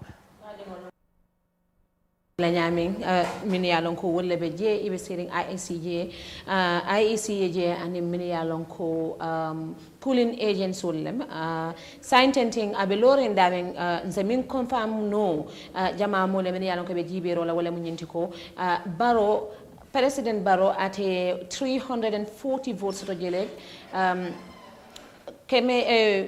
keme saba enen tan nani carte keso ay wala soto je mi yalon ko ay carte keso fon faydami ne bota woto nata UDP United Democratic Party wolye keme killing anin tan nani anin nani ye wala soto je semin confirm rolale Essa Fall mi yalon ko wala mu independent candidate oti we 7 votes le soto je worowula carte keso worowula ay wala soto je to NUP mi yalon ko mi ya nyaton kaya Abdoulaye Jammeh we 3 votes le soto je carte kese saba ay wala soto je GDC mi yalon ko mi ya nyaton kaya wala mu Mama Kandati we 36 votes le soto je tan saba ani woro carte kese tan saba ani woro ay wala soto wo polling station auto PDYS hanisang man confirm figo soto no so nte fem fono la le woto bari ning ala sonta dina confirm do ning ala sonta me muruna la ko mane pour ka fale ko PDYS fanan mi yalon ko Halifa le ma nyaton koti ay jelle soto inshallah. All right, thank you very much, Binta. And maybe we need to reiterate once more that this, as we yes, you heard from the officer there, the results that have been given is only one of the polling station in McCarthy Square. All right, this is to be specific, this is where the president himself casted his vote. All right, there are other polling booths also, other 3 that we understand that are in the McCarthy Square. So we just want to make that very, very clear for our viewers to know. Su ko defee rek pour mu gën a ñu fàttali leen rek mu gën a leer lim bi nga xamante ne yéen koo dégg ñu ngi leen koo wax nekkul McCarthy Square yëpp waaye benn la ci polling booth yi nga xamante ne nit ñi foofu lañ dugga sànni seen carte ci benn boobu bi nga xamante ne boobu lañ limagum compté gum right now ba confirm ku nekk ñaata nga fa am mooy président bi ci boppam moom foofu la sànnee kartam moom Adama Barrow fu mu sànni nag ñeneen ñi nga xamante ne ñoom la nekk a jonganteel seen nit ñi tamit dem fa sànni moom nag lim am mooy comme ni nga am na fa ñeenti téeméer ñeenti fukk carte loolu la fa am moom Adama Barrow kii di Ousseynou Dabo bu UDP moom am na fa téeméer ñeenti fukk ak ñeenti carte ci but boobu kese den nga am ki nga xamante ne mooy Essa Fall moom juróom-ñaari carte la fa am ki nga xamante ne mooy Abdoulaye Ibrahima Jammeh bu National Unity Party moom ñetti carte la fa am GDC am fanweer ak juróom-benn fi nga xamante ne Adama Barrow moom foofu la sànne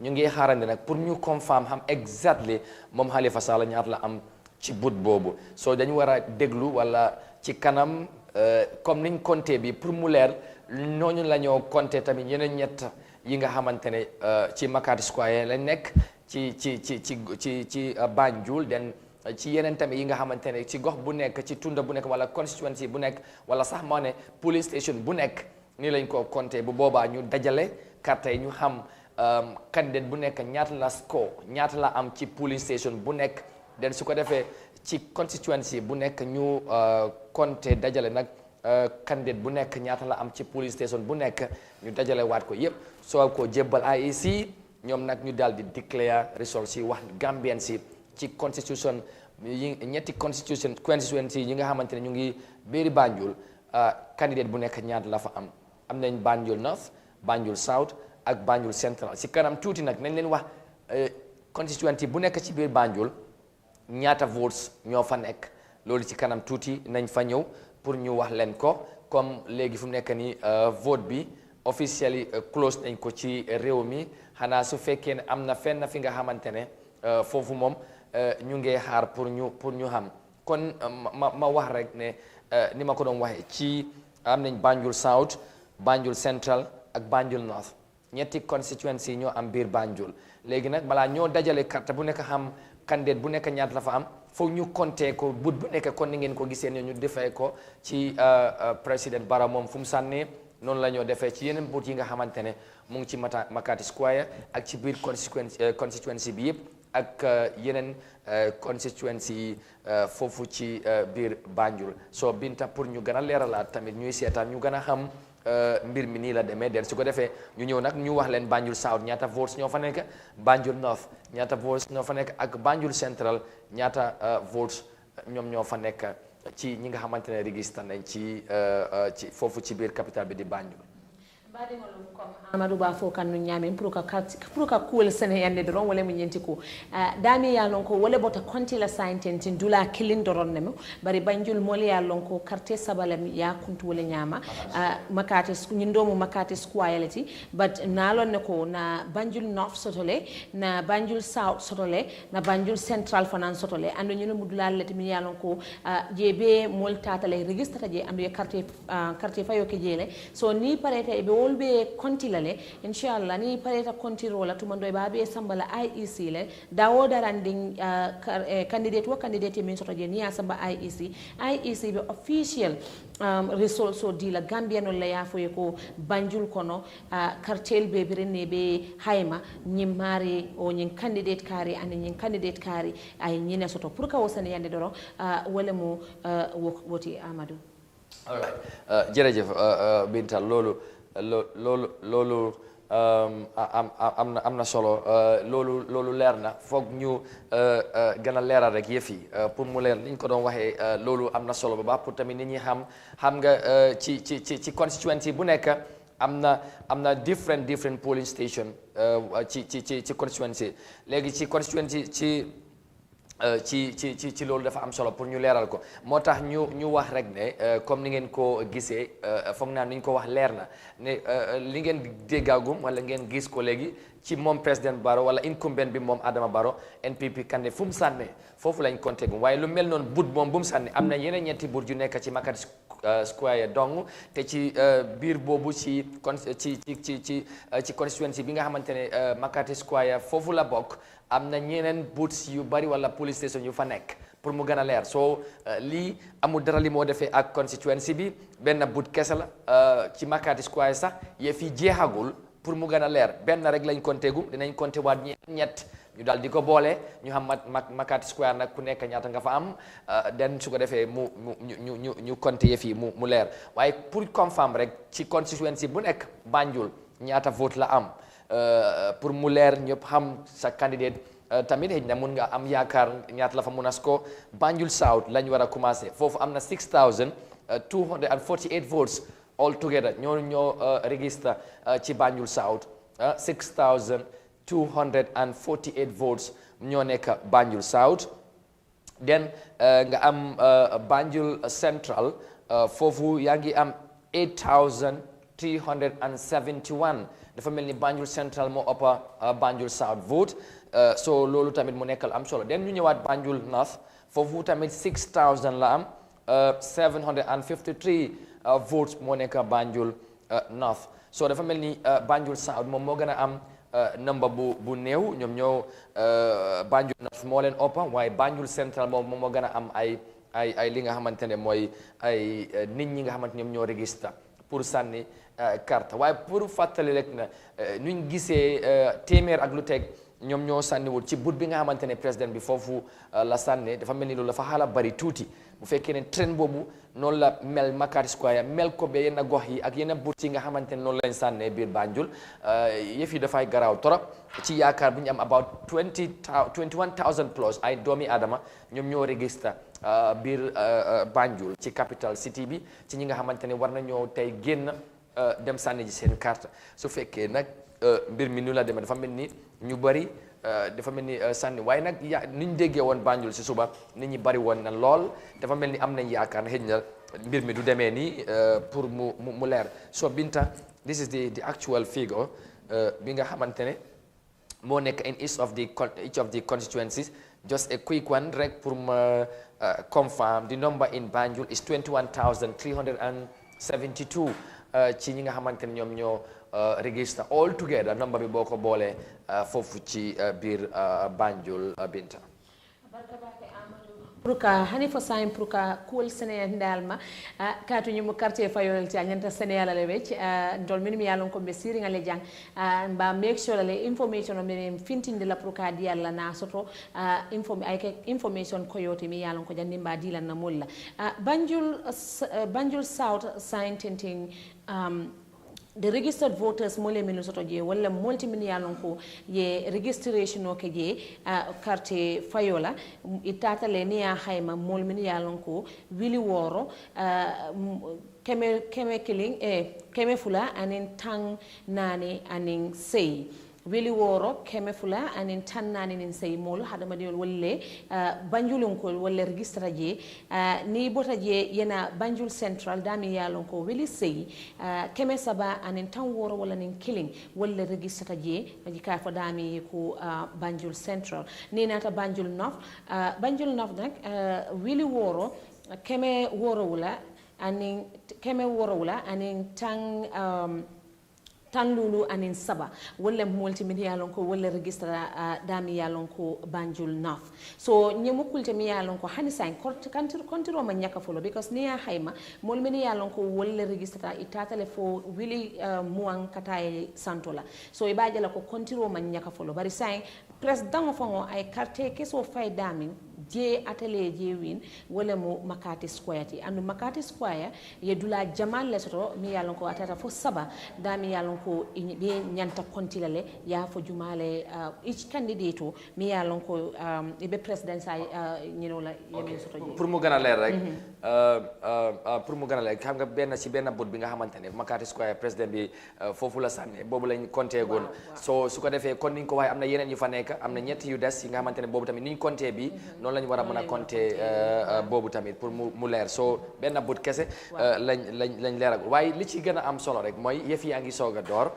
te président bi moom fi mu sànnee foofu kese loolu nekk na li nga xamante ne mooy li interesting comme ni ngeen ko déggee so ba léegi ñu continuer gannaaw bi nga xamante ne ñu ngi xaarandi pour confirm moom Halifa Sallah ñaata la score ci président bi fi nga xamante ne moom foofu la sànnee moom tamit comme ñeneen tamit kan fu ñu sànnee gars yi dañoo bëgg a xam tamit président bi moom ñaata la fa am comme ni nga ko gisee Banjul all right so pour mu gën a leer then quickly from Banjul dañooy ñëw dugg a KM ci constituency bu nekk pour ñu jox leen li nga xamante ne mooy nombre bi parce que tamit dañ bëgg a yëf yi mu gën a leer bés pour ma fàttali rek ne ñu ngi am li nga xamante ne mooy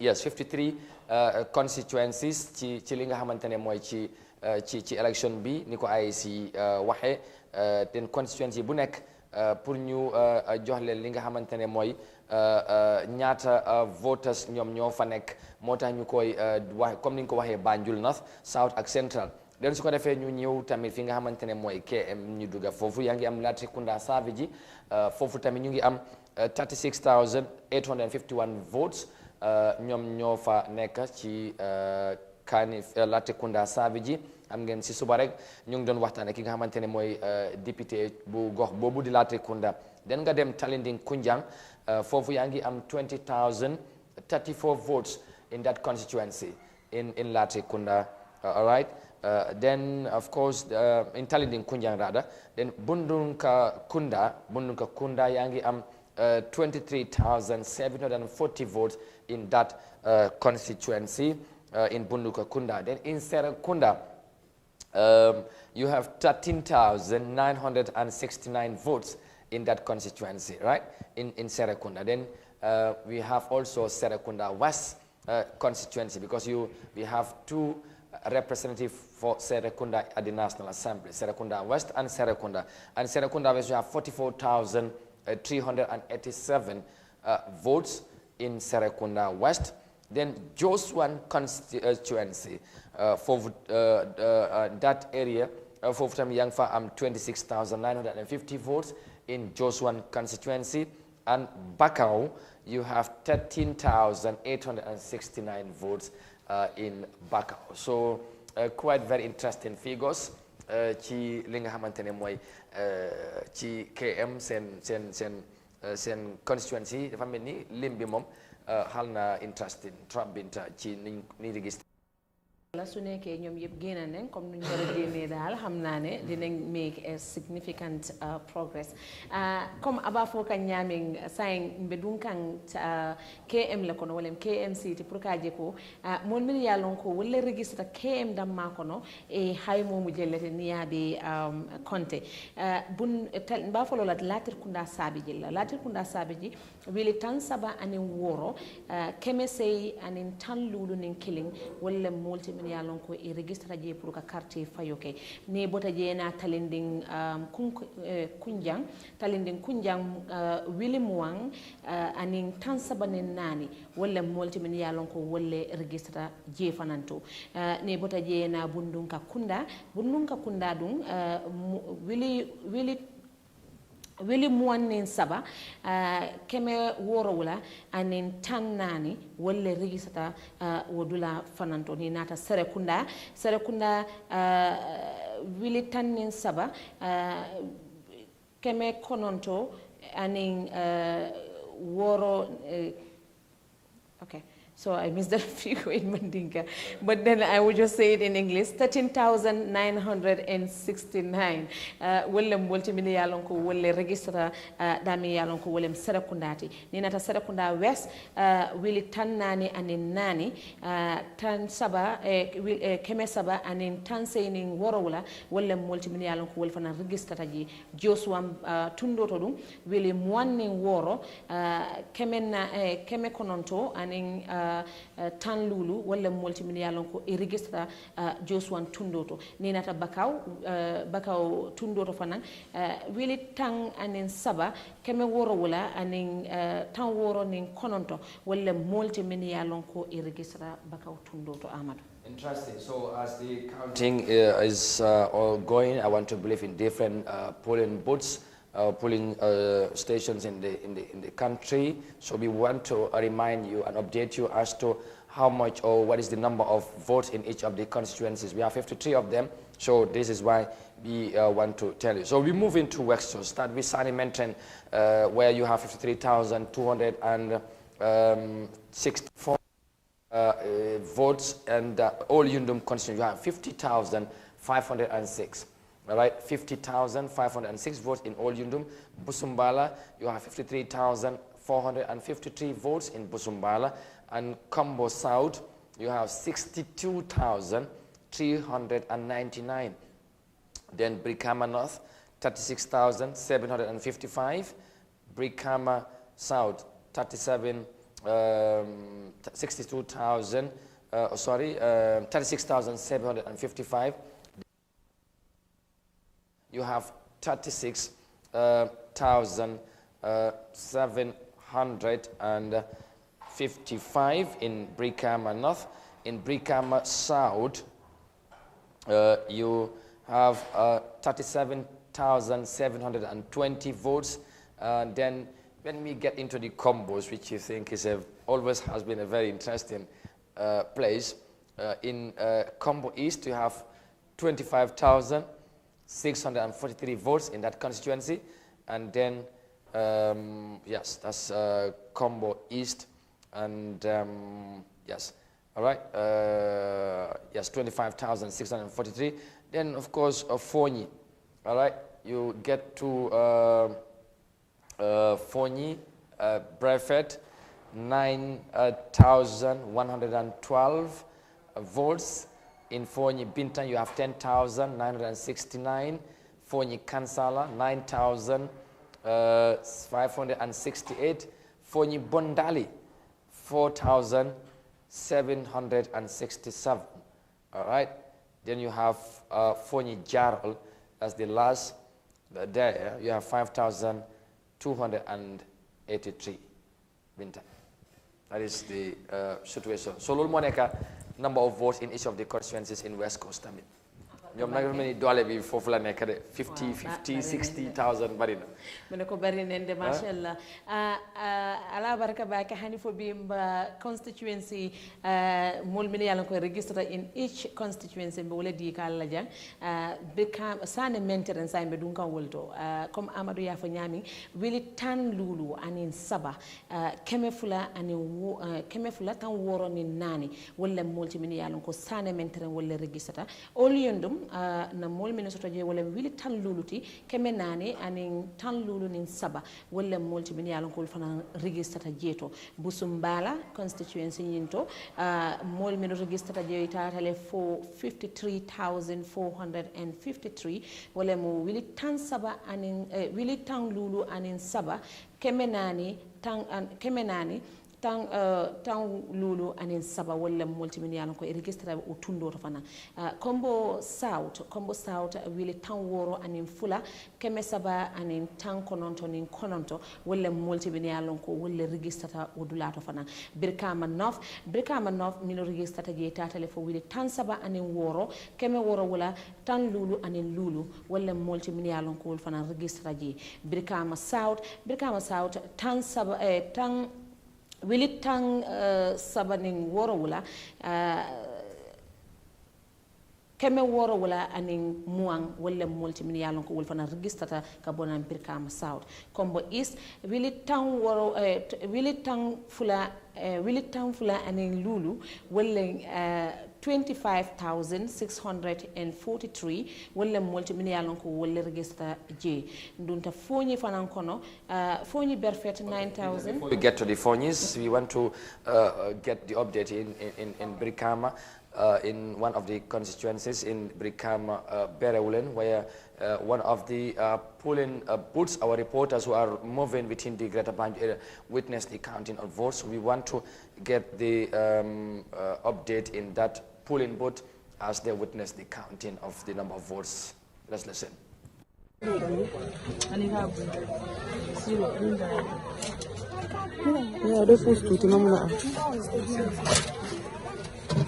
Give it to me. And I did jam ko kana fa.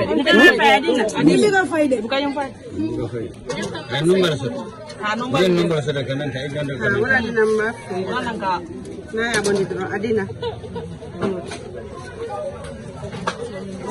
Okay, sara yele ma.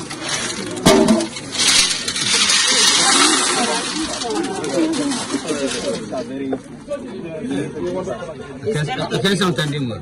Albe aje na be MPP na be ba so asip sol fele difo aboni na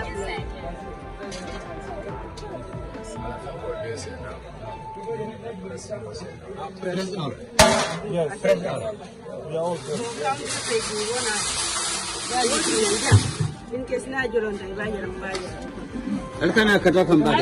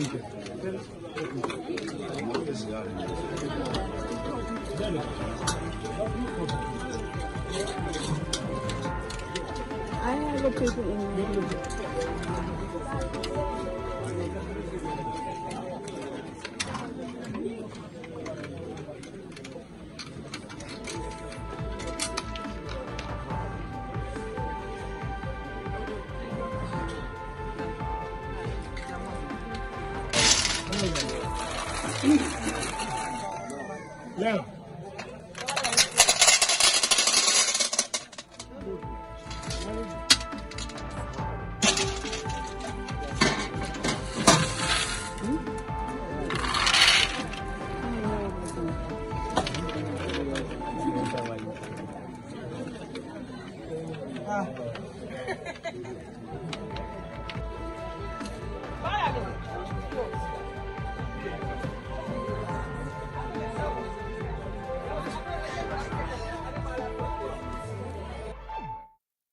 All right, so that's the counting process in, in Berewulen police station. One of the polling booths there are being counted as you are watching. So we're just trying to bring you update as to tell you at this time counting is being done in different polling stations, but of course in different booths also in each of the polling stations, respectively around the, in each of the polling stations, I have to say, around the country. So counting is seemingly on the way. I want to believe, hopefully by now, every polling station have concluded their voting. So that's just we hope, because there were some polling stations where we have, a lot of people, massive people turn out in their numbers. So hopefully in some places people might still be voting. So, but we'll hope to we'll update you in one of the polling station. In one of the polling stations in Sokuta, we understand in one of the polling stations in one of the polling stations. But we'll update you that in a moment, because in one of the polling stations in Sukuta, we understand there is a misunderstanding or some sort of a chaos in one of the polling stations, because people who are there and were not able to vote. So let's watch that and see what happened. So what was happening there?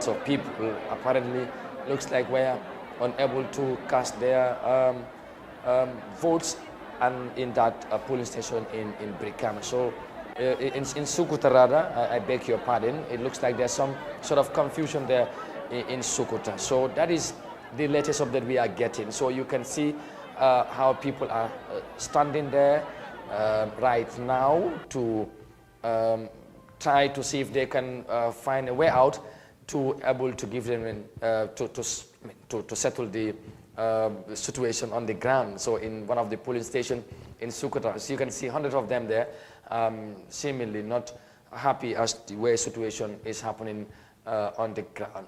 su ko defee mbokk yi kon ni ngeen ko nekk di gis noonu fii benn la ci police station yi foofu ci Sukuta dafa mel ni jaxasoo dafa am jaxasoo boobu nag comme gisee ngeen nit ñu bari ay téeméeri nit ñu ngi fa dafa mel ni ñoom mënuñoo vote foofu ci Sukuta te dafa mel ni jaxasoo xal naa am ci polling center boobu wala polling station boobu comme ni ngeen ko gisee fu mu nekk nii moom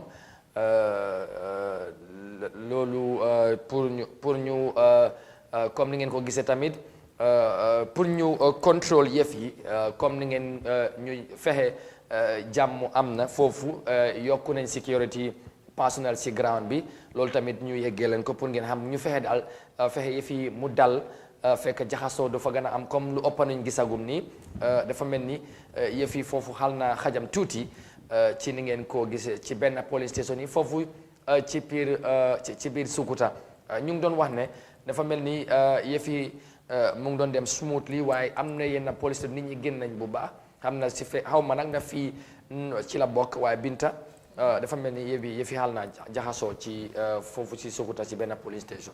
Digala mbadingol albe min je kan alla screen to scientist wolem dulamin to e ka faida min Sukuta Sukuta mdulal te mi yalon ko mo keme jaman le findita pour ka carte keso fay bara abuko fo nyendum illet tale bang fo imal let bang bitum mo kibaros to folo bari email carte fayno so tension o be hiring je bakele because mo be min yalon ko bije lafta carte o fayla so malong dung e bella ban nyaade bari membe sane yaren wala nyinte ko security forces sol wila presence la faajele pour kaaje ko Cairo e sabati ji. All right. loolu am na solo fu mu nekk nii Binta pour ñu fàttali rek na xam nga officially voting war naa close daanaka benn waxtu ak lu teg ci gannaaw juróomi waxtu ci gannaaw fu mu nekk nii daanaka 6:30 mu ngi waaj a jot si waaye pour gën a fàttali rek ñi nga xamante ñu ngi seetaan liñ jàpp ne yëf yi noonu la war a mën a demee mooy ay si lu ñu yàgg a wax te ñu yàgg a koo defee noonu mooy képp ki nga xamante ne juróomi waxtu fekk na la ci line bi foofu la ñoo emal mbir mi duñ nanguwaat kenn ñëw bokk ci line bi waaye ñu nga xamante ne juróomi waxtu def leen fekk ci line dañooy fexe def seen kéem kattan gis ne ñoom tamit sànni nañ seen carte dañoo am peesen waaye nag mbooloo buñ gis mbooloo bu bari nii ñii yëpp fu mu nekk nii xamuñ naka la fa demee ba ñii yëpp fu mu nekk nii dafa mel ni mënuñoo vootagum ba jaxasoo am foofu ci Sukuta ci benn ci polling station si waaye ci nañ jéem a seet exactly jokkoo ak suñ ndaw yi foofu den dañoo xam exactly lan moo xew ak mbir yi fan la toll foofu ci biir Sukuta. Well, just to remind our viewers, as you can see, these are hundreds of people who come to cast their votes in one of the polling stations in Sukuta, but unfortunately the situation is not looking good apparently, as you can see. But just to remind you, as we were saying since the beginning, what IFC has been doing or have been telling people is that let people come out early and vote, and anyone that is on the queue by 5 o'clock you'll be allowed to vote, If you are the queen and 5 o'clock meets you on the line, no matter how long the line is or the queue is, you will be allowed to vote. But for instance, if you are late and probably came 1 or 2 minutes after 5 o'clock, they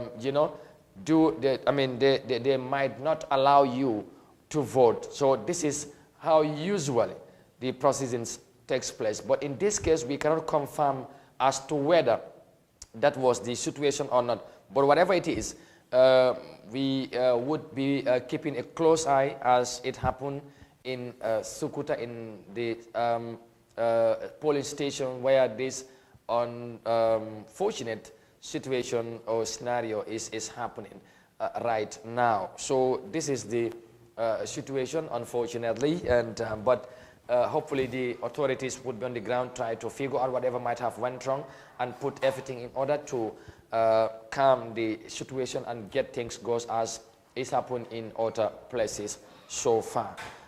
Yes, Binta, this is what we can say, and we hope that the situation will be brought under control. Amadou ko ya fa nyaamin dorong tumando ning ala sonta kayrobe sabati la jele konka nyomo yo kaccalam dorong ni kaccata be nyomo lale betun nta sene andi nola viwosola at this point for nyildung inatale after 5 for nyildung 5 year tra line to lento sene andi nola because ma kibar sene osotono bari na kibari talal be duma jele men yalon ko be sukuta kono tumando ni be kaccala pour na kuma sene osoto min tata nyin koto pruka Senean Dalma atol min yalan ko albejibe rola ba. All right, so that's the situation.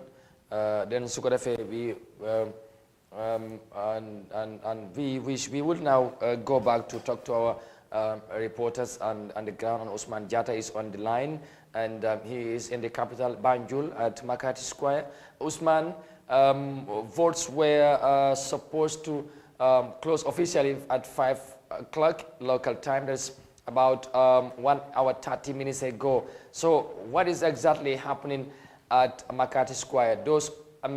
Can you confirm to us that all the polling stations have stopped voting right now, or there are some that are still on the line trying to vote? Absolutely right, Amadou. Following 8 hours of voting, the polling stations at Makati Square have all closed. All the 4 polling stations have closed, and the spot counting have equally as well been conducted. And all the IEC officials, as we speak, they have packed all the ballot boxes and they are headed to the IEC. So that's the current situation at Banjul. And like you rightly mentioned, this has happened in 1 hour 30 minutes ago, because polls were supposed to close at 5 p.m. GMT. So that's the current situation as we speak. And currently we are at a different polling station around the Act 22, where voting have equally have stopped. And for now, we are just checking through the environment. Well, like we were saying in one of the polling stations in Sukuta, where people are lining up and probably wanted to vote, but they are not voting now. Do you witness any sort of a scenario where somebody was on the line and probably was denied or was not allowed because he might have late, or all police stations closed in time? Interesting, Amadou. Absolutely, there was nothing like that. In fact, 5 minutes prior to the closure of the polls, it was announced 5 minutes, is there any voter left? And this was done several times and no one came to the gates. And, at some point after 2 minutes, the polling agents had to close the gate. So, I did not experience anything like that in Banjul. I did not see it. I think the reason for that is because the voter number in Banjul is not as huge as compared to other places. Like, if you have to understand, Sukuta is in a different constituency, and that constituency happens to have a higher voter number when compared to Banjul. In Banjul, we are talking about around more than 21,000 electorates. When you come to around Busumbala constituency and Comba South, you can't even compare that number. It's like just 1% of that place. So that's the current situation. Amadou, already polls have closed and the spot counting have already been conducted, and IEC officials are inputting their details, and possibly in 3 hours time or any time from now, the IEC may start announcing its results in Banjul. Who knows? Well, that's quite very interesting. When we spoke to you in the morning, the situation was generally calm in the city, and you witnessed the closing or end of votes in the capital. Was the situation same? Was it the same as it started in the morning? Was everything went well? Absolutely different, Amadou, compared to the initial environment in the morning. In the morning, the environment was tense because numbers were huge. Electorates were out. They were all coming to cast their votes in their large numbers. But as the voting deadline comes to an end around 4 p.m., heading towards 5 p.m., the place was entirely empty. I mean, it was completely empty. That shows you that people came very early as 8 o'clock to cast their votes. So with with the deadline of the voting coming to an end, we could not even spot out even a single person. So this was the current situation here in Banjul, and I have given you reasons for that. All right. Thank you very much, Usman, and for that wonderful update in Makati Square there in the capital city.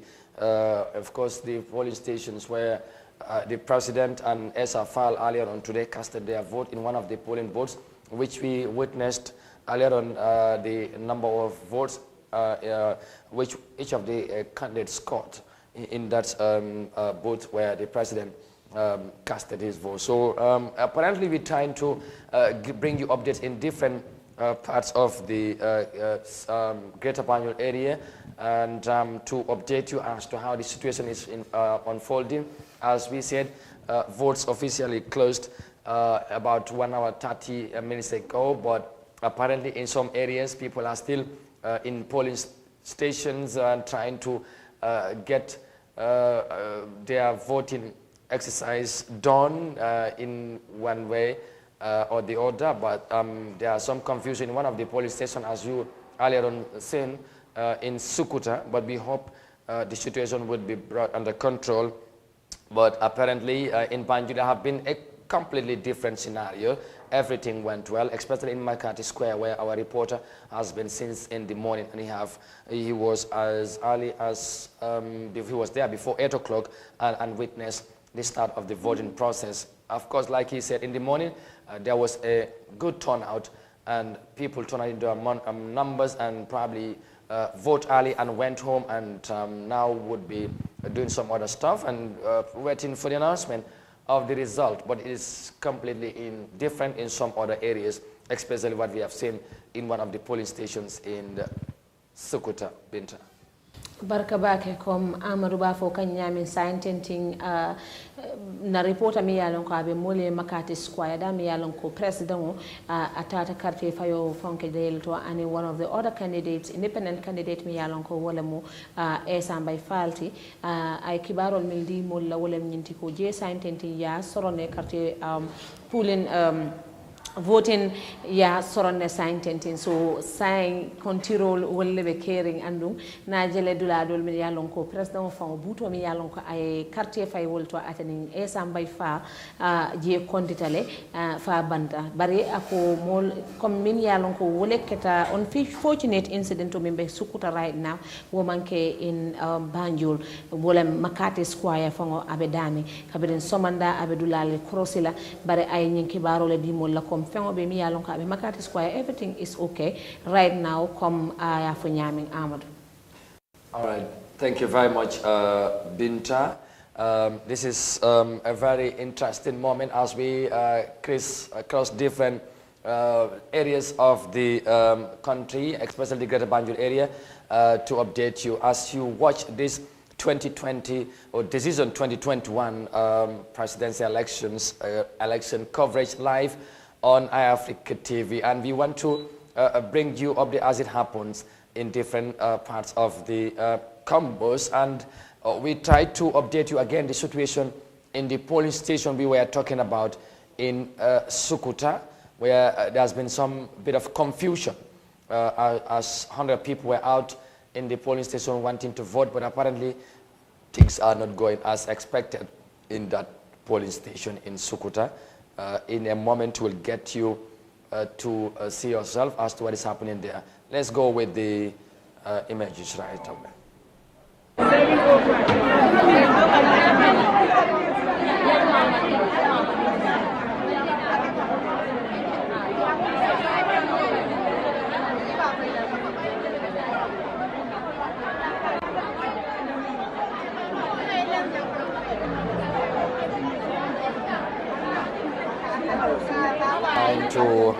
Trying to find out a way out. So people are voting, as you can see on the decks. They're giving out their voters card. This is the latest update from the polling station we are talking about. So in the different booths, it looks like people are patiently waiting.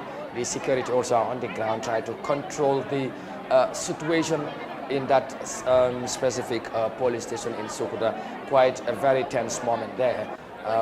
At this moment in Sokoto, but we hope everything will go well as expected, as the authorities are probably trying to figure out as to what to do. But voting is taking place, and I know if the process is done rightly as expected, very soon everybody would vote, and then eventually they would go home and wait for the announcement of the results. So this is the situation as it was. So kind of mbokk yi comme ñu ngi jéem a fexe ñu ngi leen di indil updates ci xew-xew yi ci biir réew mi ci nu moo xewee boobu benn ci polling stations yi comme ni ngeen ko gisee noonu ci biir Sukuta nit ñi ba léegi ñu ngi vote bu baax a baax foofu ci biir Sukuta gannaaw bi nga xamante ne jaxasoo bi am na benn ci police station. So xam naa ne bu fekkee demee na ni ci kanam tuuti xam naa yëf yi dina dem true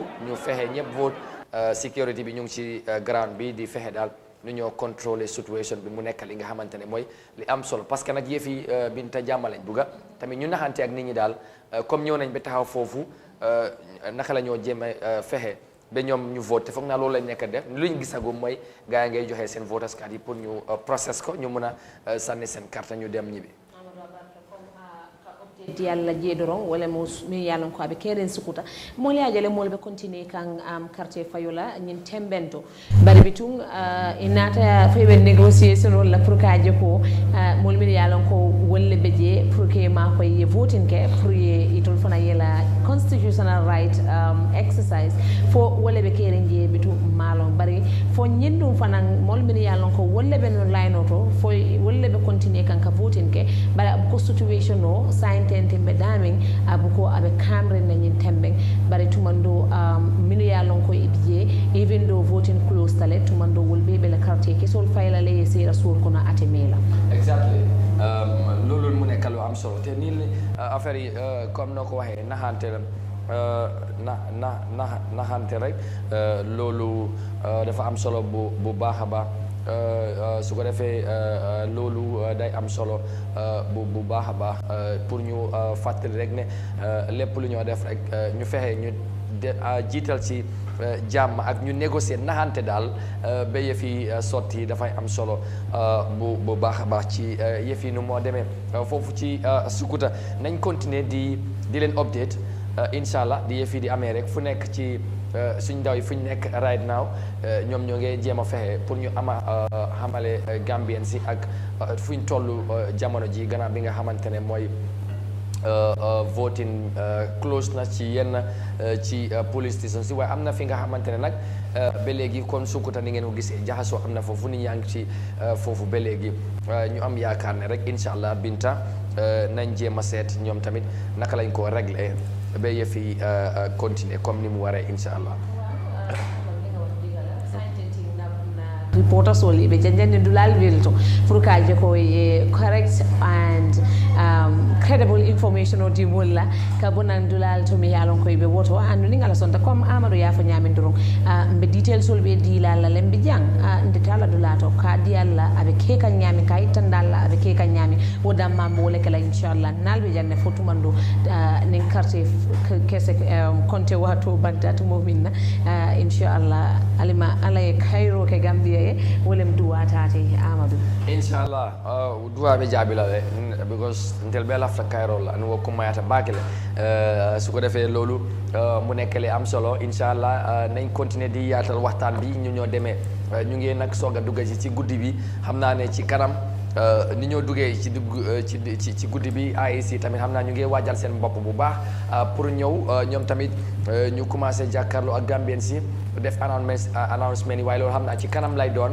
ndax danaka ñaari waxtu ci gannaaw légui tay bu police station si wala bo voting bi bu mu ene ak légui danaka légui tay mu tollu ci ñaari waxtu ci réew mi da 5-7 légui tay mu jot ci réew mi loolu nekk na lu am solo ñu continuer di am yaakaar rek ne lépp li nga xamantene mooy élection bi jàmmalay amee ci jàmmalay jeexee inshallah loolu tamit mu nekk lu am solo na ñëpp loolu lañ bëgg a gis ci réew mi te ku ne war na cee taxawee noonu inshallah mu nekk li nga xamantene mooy li am solo ñu fàttali la rek ne tey ci élection bi nga xamantene Gambien si yàgg nañ koo xaar tey di ko bàyyi xel loolu mu nekk li am solo pour ñu tënka li nga xamantene mooy yëf yi nu moo demee inshallah ci kanam lépp rek Gambia ñu gis ko defee ñu dellu Banjul dem Makati Square again jokkoo ak suñu ndaw mi di Ousmane den mu update ñu finally Makati Square ni yëf yi foofu moom daanaka mat na thank you Ousmane. On a final note, I know right now, of course, with the way these things are, it looks like everything is done in Makati Square. But what more can you tell us with regards to this situation? Have the IEC officials and some of the observers left the Makati Square ground? Indeed, interesting, Amadou. They have all left, and we have already vacated the Makati Square. We've headed to 2 polling stations now, and it's like the situation is different. And I can tell you confidently that polling stations and voting in all polling stations have stopped, and the counting has already been conducted, and already the IEC officials are parking and they are headed to the IEC headquarters in Kanifing East. So that's the current situation, and it's like after a day long of voting, casting of votes by the voters, it has finally come to an end. The voters have already exercised their power by casting their votes after several hours, that is 8 hours, from 8 o'clock until 5 p.m. So that's the current situation, and now we are listening to the IEC to get the final results, the official results from them. So that's the current situation, and I would say it was a successful voting, and it was a very peaceful one for the fact that voters came in their large numbers to vote, and there was no irregularity spotted, because during the spot counting, everything was done. Clearly, all party agents were present, and they all saw the thing that was happening. So everything was transparent, Each party. Yeah. Yes, Usman, I was going to say, on a broader perspective, I know you are in Makati Square, one of the polling stations, but on a greater view, talking about the entire city, Banjul, were you able to find out whether generally in the city all the election process went well as expected? Aside from where you are, we all know, yes, in Makati Square it went well, but apart from Makati Square, do you know, can you confirm to us that other parts of Banjul also witnessed a peaceful election and everything has been done well without any major incident? I cannot confirm that, Amadou, as of now, because I was in the morning, I was more of stationed at the Makati Square. But with what I can see from all these polling stations, it's like everything went well, because even at Makati Square, I believe the system that was adopted there was the same system that came in all the polling stations, because after the polling, all the party agents were called in one room and they all sat, each candidate's ballot box was opened and counted in front of each party agent. At the end of the day, each party agent have to accept that this is what is laid before them, and if they accept to it, they would sign documents, and none of the party agents reacted to this. So one could say it's the same system that went, because if there was a problem, if we go to other polling stations, we would find push and pull. But to be candid enough, all the officials are all going party agents. We have not heard of any complaints as of now. So that's the current situation. Well, finally, Usman, moments ago, we witnessed one of the booths where the president casted his votes. The votes were counted on the spot. Was that the similar scenario in each of the polling booths at the McCarthy Square? Because we understand there are 4 polling booths centers in McCarthy Square, in the McCarthy Square polling station. Absolutely right, Amadou. It was the same. There was no difference. There was no similarity. Everything was transparent. The whole process was transparent and clear. All the party agents were invited to witness. Not only party agents, in fact, for you to understand, observers were also there. Both domestic and international observers were all involved equally as well. The media was. Thank you very much, Usman. But for now, we will allow you to take time and go around Banjul, the capital, and observe the entire situation or the overall situation. And we want to know the general overview as to how the situation is in the capital. Because yes, McCarthy Square is one of the areas where we have witnessed a peaceful and a good process, or a well-modernized election process in that area. But equally, take time to verify or to find out how the situation unfolded in some part of the capital. We hopefully will get back to you before or later on before you leave the capital city, I have to say. But for now, thank you so very much for the update. It's indeed very clear, and we understand how everything panned out in McCarthy Square. Thank you very much, Usman. All right, that's our reporter, Usman Jatta, who was trying to update us what happened in McCarthy.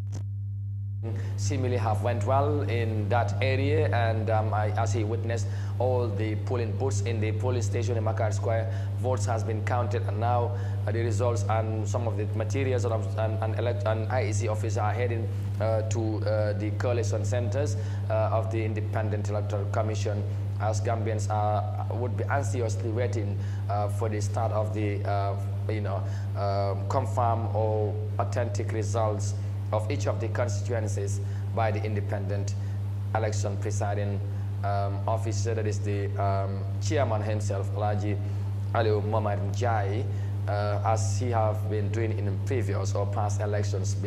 So viewer and Usman has given us the overview on update on in McCarthy Square, what has happened there. So everything seems to be, should I say everything went well, in fact, as he says. So that's quite very positive, as we have been expecting, and I think that's a great one indeed. Right, Amadou Koya for Nyaming Usman. I mean for Mole Kumbata Bakele McCarthy Square, me alonko President of la Cartier Fay Volto, and Esamba Ifar, me alonko independent candidate Olemati, I Cartier Fay Daming ki abuku Kulbi Tatale Anyanta Tala Nyamin J, comme na reporter me alonka be ceremony je I mean for. Baribitung Anyanta Tala Banjul le fana yayi la prokaje polling station dolo munebeje Cairo bijele comme mol pareta le bamfoy man pare min keta McCarthy Square wala keta je fama keji silang tumando nabe ba kolla ko take prokalong munebeje to inshallah abadi la mon la comme abike kan nyamin in Banjul inshallah. Jërëjëf su ko defee mbokk yi ñu fàttali léegi ne yéen a ngi ànd ak Eyeafrica TV ñu ngi leen di digtal li nga xamante ne mooy xew-xew yi ci wàllu élection yi fii ci réew mi tey xam ngeen ne Gambia yàgg nañ koo xaar at yëpp ñu ngi ko waxtaanee ay weer yi gannaaw ba ay semaine ñu ngi ko waxtaanee di ko doon xaar tey mu yegsi su ko defee suñ ndaw bi nga xamante ne mu ngi McCarthy Square di Ousmane Jatta mu ngi ñu doon xamale wala wax ñu li nga xamante ne mooy tolluwaay bi moom fi nga xamante ne depuis suba mu ngi fa woon président bi fu mu sànne ak ñoom Essa Faal ak ñeneen ñi nga xamante ne teewoon nañ fi gis nañ ci ay président bi ak ñeneen kilifa dem nañ fa génn si ay mag dem sànni carte ci Makati Square ñu am yaakaar tamit noonu la xewee ci yeneen gox yi foofu ci biir Banjul moo tax gannaaw bu ñu waxee ni yëf yi demee foofu ci Makati Square mu am ci satisfaction bu am solo gis na yëf yi dem na jaar na yoon comme ni ñu ko waxee gannaaw bi nga xamante ne mooy waxtu bu ñu joxe woon ne si la di kon li nga xam ne mooy élection bi si la war a jeex mooy juróomi waxtu gis nañ ne loolu balaa loolu sax daanaka ñëpp ñu fa waroon a sànni carte ñëw nañ bu yëf yi jotee ñu daal di stop affaire yi den compter ku ne li nga am ñu binda ko ci kayit ci jamono ji moom gis na ne gars yi bàyyeekoo nañ foofu ci Makati Square dem nañ fu ñu war a dem mooy ci IEC fu ñu war a dajale li nga xamante ne mooy carte yi pour ñu xam candidat bu nekk ñaata nga am ci constituency yi ñetti constituency yu nekk Banjul fu mu nekk nii moom loolu la ñu waxagum te gisul fa benn problème ci fu mu nekkoon depuis suba ba léegi loolu nag foog naa dafa am solo bu baax a baax jamono ji nag mu ngi dem waragum biir Banjul ci capital bi pour mu seet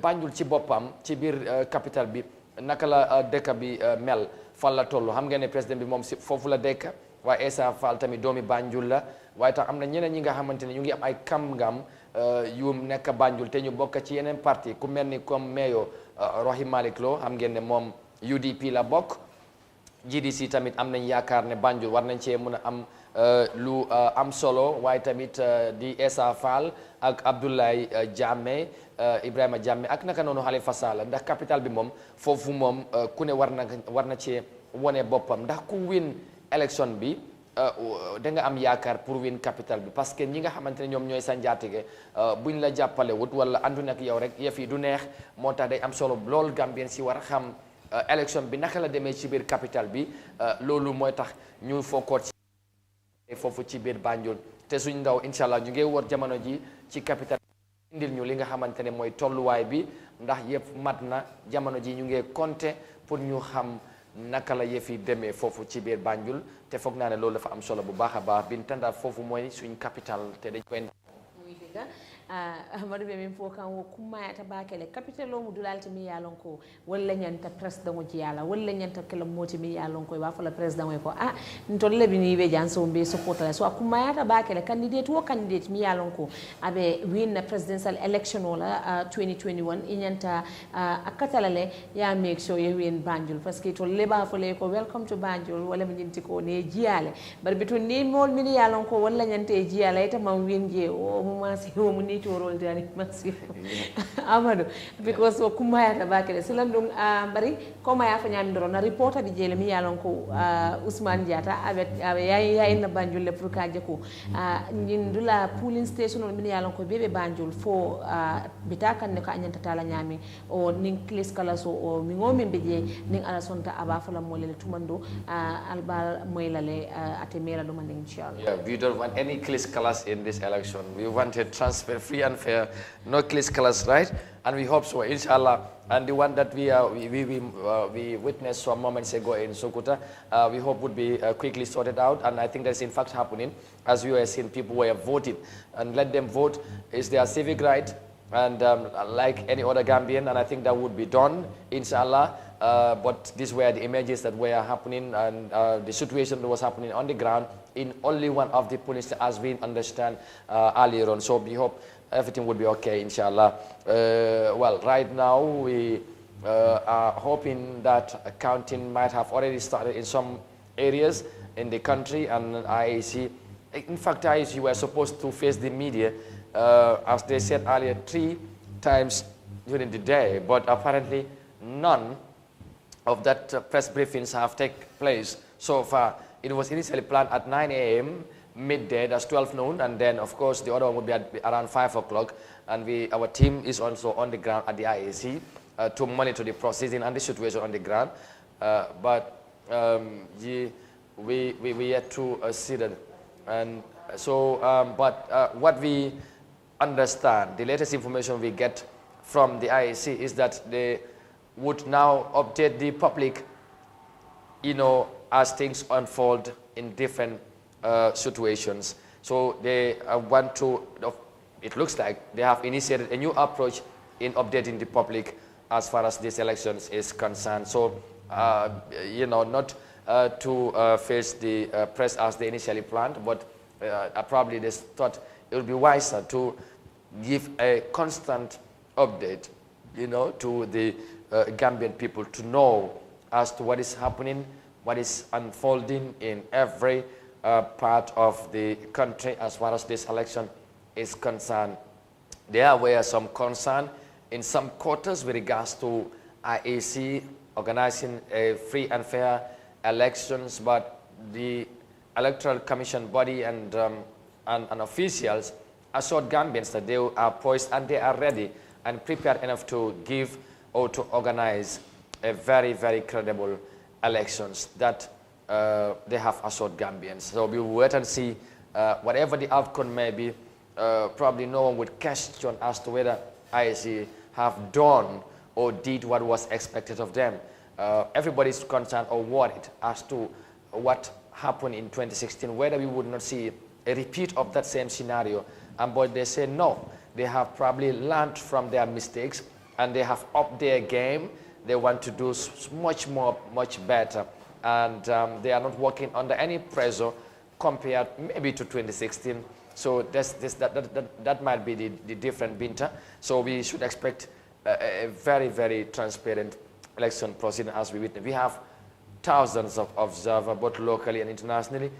The media is around, civil society organizations are also watching, understand they will be also keenly monitoring, and we have some other stakeholders who have initiated, in fact, voter counting modalities, which is very, very important as well. Su ko defee léegi at that moment su ko defee Binta xam nga lan la ñoo def léegi xam nga lu ñu wax bëri na de waa léegi waxal ci Paul tënkal lu ñu wax yëpp ma bàyyi loolu moo des ci waxtaan bi waaw xam naa ne daal suñ mbokk yi dinañu dóor moom suma baat bi moom mu ngi man ak moom ñoo nekk di xëccante moo tax wax bi warut a bëri yow la war a bàyyi wax ji sax nga gën a xuus bu baax ci affaire yi. Okay, musidɓe fulɓe ko wonɗo IEC IEC feno ɗo soki dammuɗe ɗen pour haalugol himɓe ɓen accugol himɓe ɓen pour ɓe vota feno ɗo ka wonɗo joni kala yawɗo ka polling station pour waɗugol vote wattake ala pour waɗa vote par ce que time on yawti ko 5 o'clock ɓe haalno tele 5 yawti joni hina ha 7 joni ka wonɗo ko kontugol ngol heddi e accugol himɓe ɓe anndanɗa hoorema ɓe nunka line ɗo e 5 yonde pour ɓen ɗon kadi vota ɗo noon min ino sukuta himɓe ɓen ɗuuɗi wonɓe toon ɓen ka anndanɗa hoorema kamɓe tigi ɓe wawano hawkude carte ɗum woni waɗgol vote so min i clis kala seeɗa toon tun e haalaji kono noon mi sikki ɗum ɗon joni Allah hebbi ndiyam ɓuuɗan e mum fewno ɗo ka wonɗo min i himɓe ɓen no kontina e fi votugol reporter amen on noon mo anndanɗa hoorema ko kanko wonani men Banjul ka anndanɗa hoorema ko ɗon tigi président on voti kanko e independent candidate mo anndanɗa hoorema ko kanko woni Essa Fall on ɗon tigi haalani men toon non ko jam won ton fendo ɗo especially ka anndanɗa hoorema ko ɗon woni Makati Square ka président on e Essa Fall independent candidate waɗi vote ɗon hay probléme ala ton fendo ɗo hay ɓe iwi ton ɓe yaade nokkugo kono noon hay joni himo men Banjul pour dargol carte ji goɗɗi ɗin kadi ko honɗum won ton si probléme ala ton ma ɗum si tawi kamɓe kadi ɓe gayni kontugol ma ɗum hay joni ɓe kontude ma ɗum da himɓe ɓen gayni votugol ɗum ɗon kadi min addanayi on fendo ɗo noon ko ɗon situation wonɗo min i noon cenɗe goɗɗe ɗe anndanɗa hoorema fuɗɗike kontude kono noon min addanayi on kala ko anndanɗa hoorema no yaade e nder leydi ndi ɗo e janggo inchallah min addanayi on comme no min foti addirde ɗon noon inchallah on annanayi fof on yiyay fof si Allah holno jaaɓi on jarama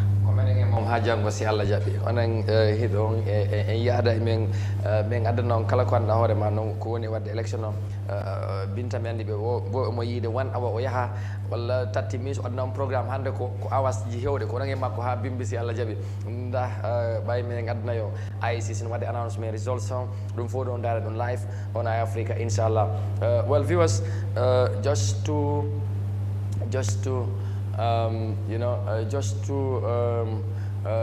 remind you that some developments are coming as voters, or the votes are being counted in different constituencies. So we understand that in some of the constituencies, so we want to bring you some updates in some of the constituencies where the votes, of course, have been counted and already been confirmed, and now they have been transferred to the IEC for formal announcement, and that is in one of the Nyanija constituency. The vote in that constituency has been counted, confirmed, sealed, and now the results have been transferred to the IEC for the official announcement. You know, we don't have any right to announce any result, so that's why we want to follow the protocol as expected, and we will respect that to the core. So we might have whatever, but understand that the results have been confirmed, done and dusted in that constituency. Eyeafrica.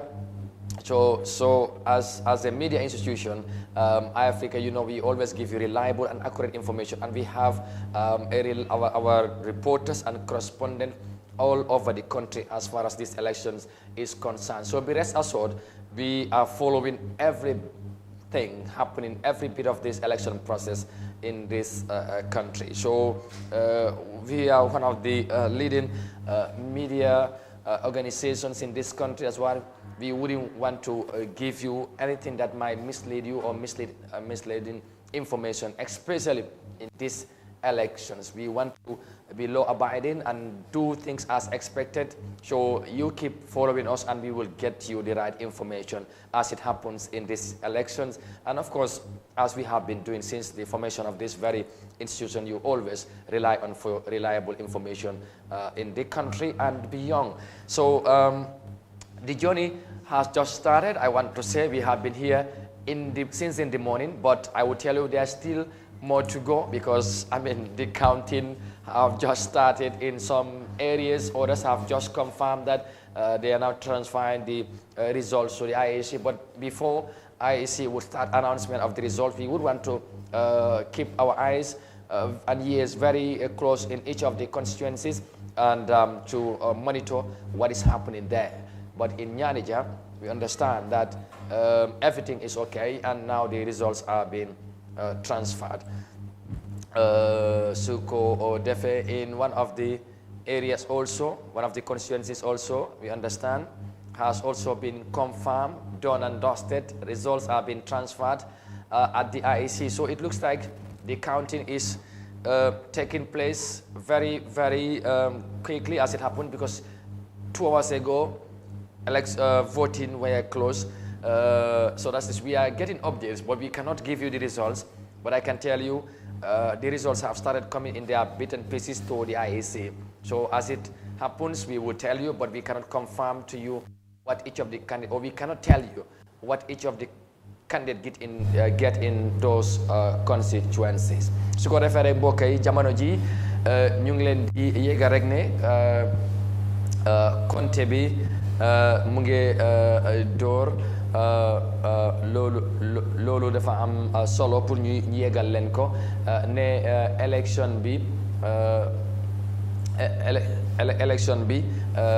door na naka sax li nga xam ne mooy compte bi kon nuñ ko doon waxee depuis suba fu mu nekk nii nag gannaaw bi nga xamante ne mooy compte bi door na am na yenn ci gox yi mooy yenn ci constituency yi ñoom matale leen seen compte bi ñu ngi yóbbante results yi ci IEC loolu mu nekk li am solo waaye ñun duñ leen mën a wax candidat si ku nekk ñaata la am si constituency yooyu, parce que loolu nekkul suñu rôle du suñ liggéey. ñi nga xamante ne réew mi ñoom lañ ko donk mooy IEC si njiitalee Alhaji Alieu Momar Njie ñoom la ñu ñëw jàkkaarloo ak Gambien si wax leen ne ci constituency bu nekk candidat bu nekk ñaata la fa am, donte ne sax ñu am na li nga xamante ne mun nañ leen confirmer ne compté nañ ku nekk ñaata na ba léegi fu nekk ni foofu mat na, waaye nag ku nekk ñaata la am loolu ñun duñ ko mën a wax. ñu xaar IEC ñoom ñi nga xamante ne ñoom lañ dénk yëf yi doxal élection yi ñoom ñu wax ñu ko incha allah. su ko defee léegi nii ñu dem ànd ak Sukuta ñu seet ñu fàttali rek la situation bi naka la mele woon ci gannaaw tuuti den su ko defee ñu ñëwaat ñu seetaan loolu léegi-léegi. kon dafa mel ni dañoo ñëwaat ci loolu léegi-léegi waaye Binta just to confirm loolu ñaani jaam moom ñoom motal nañ yëf yi ba transfert ñu ngi transfert seen results yi fu mu nekk nii si AC am na beneen tamit kanam bake Amadou yemin fo akumayata bake ntol dum be sirin janne ka kibarol di Allah bari man right to pour ka fale ko constituency mingomin issue of the constituency candidate sol ya mune so jeto bari nsa fale no le kom dula me yalon ko abuko nyani ja saintentin carte keso kontiro banta jele andum yiba transfer kan ka samba independent election house dabi yalon ko fon IEC wolle be official information o dila jama mol la min yalon ko be Gambia ko no bari bitu jandi wotumo mba falale fanan dula dol be je min yalon ko wol fanan paretale andum wol fanan yela carte kesol kontile foy pareta andu ya sambale e be damin tenti ba sama kan IEC le pruka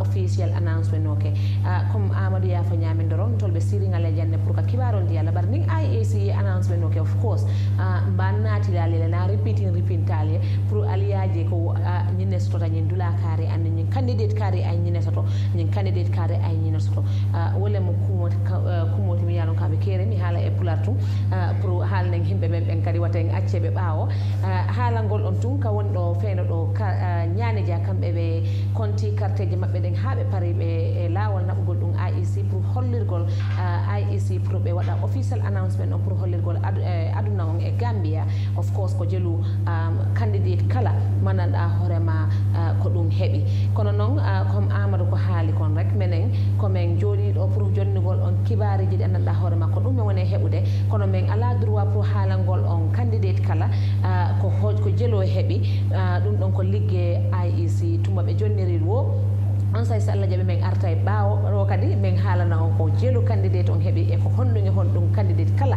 hebi e on constituency comme alama dum haalino ko dum buri hebude solo kono dum on na liggamen feeru do Amadou fi fiola ko non foti wonede kadi bay lendi fo jetti IEC jonni be fi election on yobe darobe wada election on o wona election man hoorema ko yardo fo no yari lawol ara ko wiida ko ara class wonani e affaire on so non ko non foti wonede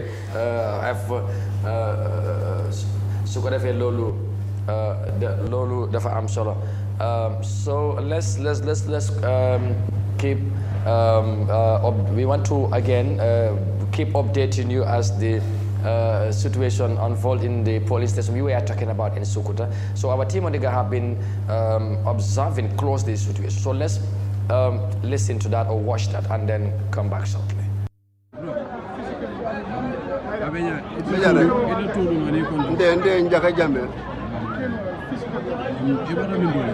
Mbelli Angleterre le bonna le carte file si jamba de mo mbelli ino sukuda ino garin deso birina de procession ni yaaje kamin somanda me and my colleague Nina friend kamin mod jobate ino ndolbe we are representing UDP, so we are just like on observance, so we going from one police station to another kajibe ko yimbe takanyame, but at the moment so far so good. We had a problem in one area. All the Sukudalaji Garasota Kavi Somanda Walker is very, very disorganized. Mol Siata after Mol Arengino and Yama and Mol House of Melancholy by Merlor and Rauto. A Malfino Golisa. So me and my colleague, the Belgian encourage putting Kamakana saying Katniko featured. Because the vote that you are going to do today is going to, it's just for your 5 years, Ekamol Tommy and all my becoming for another 5 years. So in the last Kamoldo, encourage pre-stage a 5 still now, most of the Melanco, old man, a man no dali, they went home. So what I would say is the only problem is that Minja working Sukutala in Garasota. That was a very, very big problem. I'm not organized at all. Definitely. So maybe IC can learn a lesson from that one. Next time, in a way that more rank nicely, because this is a very, very big police station. So far, this is the only problem I have realized. So during time you are in another. The Kamisoman Nina Boyo, UDP and Tombo as diaspora observers, doing on behalf of UDP, but in communicating that every area and Nimole interact whether there's any irregularities, in the police stations. But so far, that diamond, secondary school, Ndara, Sugura Arabic school, Ndara Salaj, so around will every 2 hours in in between. But all those areas, we are very happy with it. Police station where everything was going smoothly. And what advice did you have for the other people that we are they didn't come and vote? Well, the advice I will have is because still now, police station are yelling and follow, and they are saying that the moment of fire again, fight. So in terms of the use for chairman, I want to let you do chairman for Sukuta, not in this place, my local sign. So the man the more local where the sort of sign, I'm yelling. So the more mobile, I may so on an amal cat fight. It's a matter incorrect, no, I nana cat fight. We'll be so happy with that because the phone of Madam Mangara, because of it is correct. I don't have to so the car I get because Bankoba Stadium into science thing at a very, very crucial stage. Bankoba Kolia, my Bango, it's all hard, from Bello Colari. So President Yahya is clueless. I'm not ideas of anything, no education, no focal. I'm a friend of out of the country. So Kabango Toblo again can rule for another 5 years, that will be a disaster. So Gambia moving in, we also come together and make sure Yahya Barola Masakuna wait down, as from today. Come be 12 o'clock, Barola Masakuna wait down, period. History done, yeah, definitely, yes.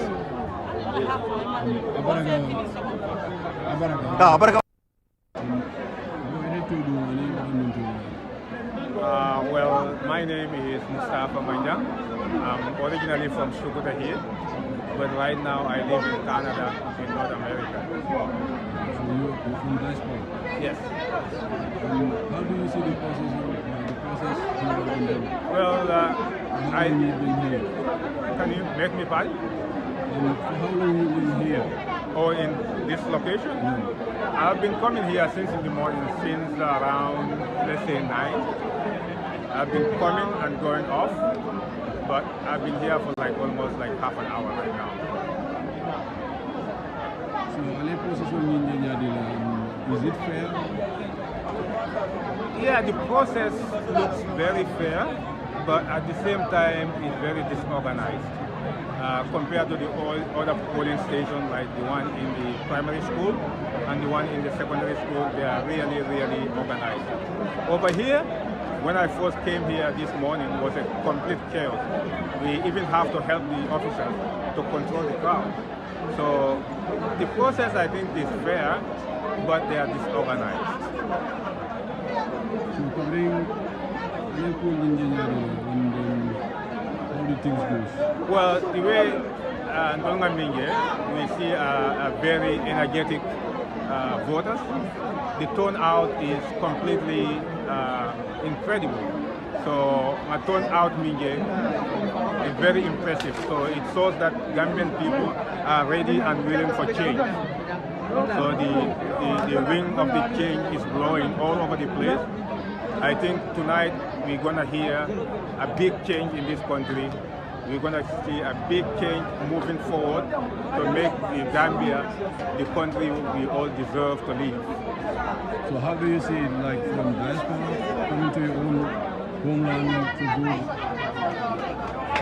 Well, I feel excited to come here because the last time I came here was 2009. So I saw this election as an opportunity to come over,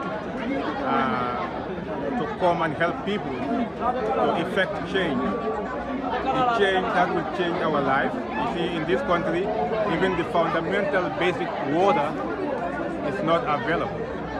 Water is a big problem here. The other big problem here is our health services. We have many sick people here, and they don't have any facilities to receive treatment, which is very, very, very bad. The third thing here, we have electricity problem here in this country. You know that in any country, if you don't have sufficient electricity, there will be no progress. And the third most important thing here, our education system is deteriorating very rapidly. Now kids go to school, they come back, they cannot even read a simple text. So that's very bad. In terms of our telecommunication, it's one of the most expensive telecommunication in the whole world. So there is no regulation here. The mobile providers and internet service providers here, they are ripping off the Gambian people because of there is no regulation. And those people are getting richer and richer and richer and richer every single day. We start celebrating. Thank you, bro. Thank you so much. Thank you so much. What advice do you have for the Gambians to come and vote? Excuse me? What advice did you have for the Gambians?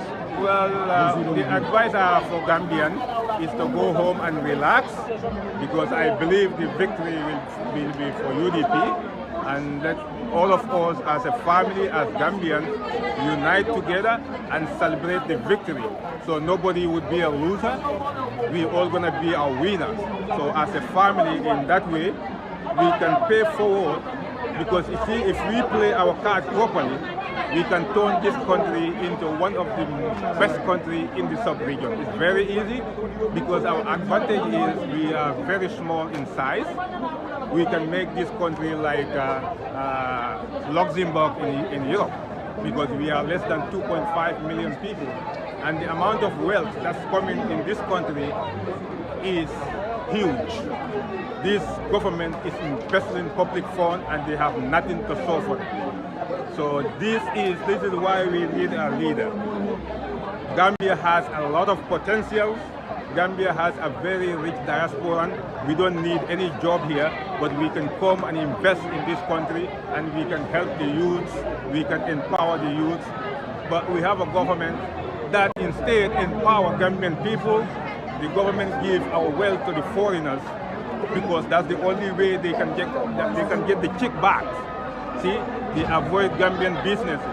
So we need to stick to our Gambian entrepreneurs to make sure we develop this country.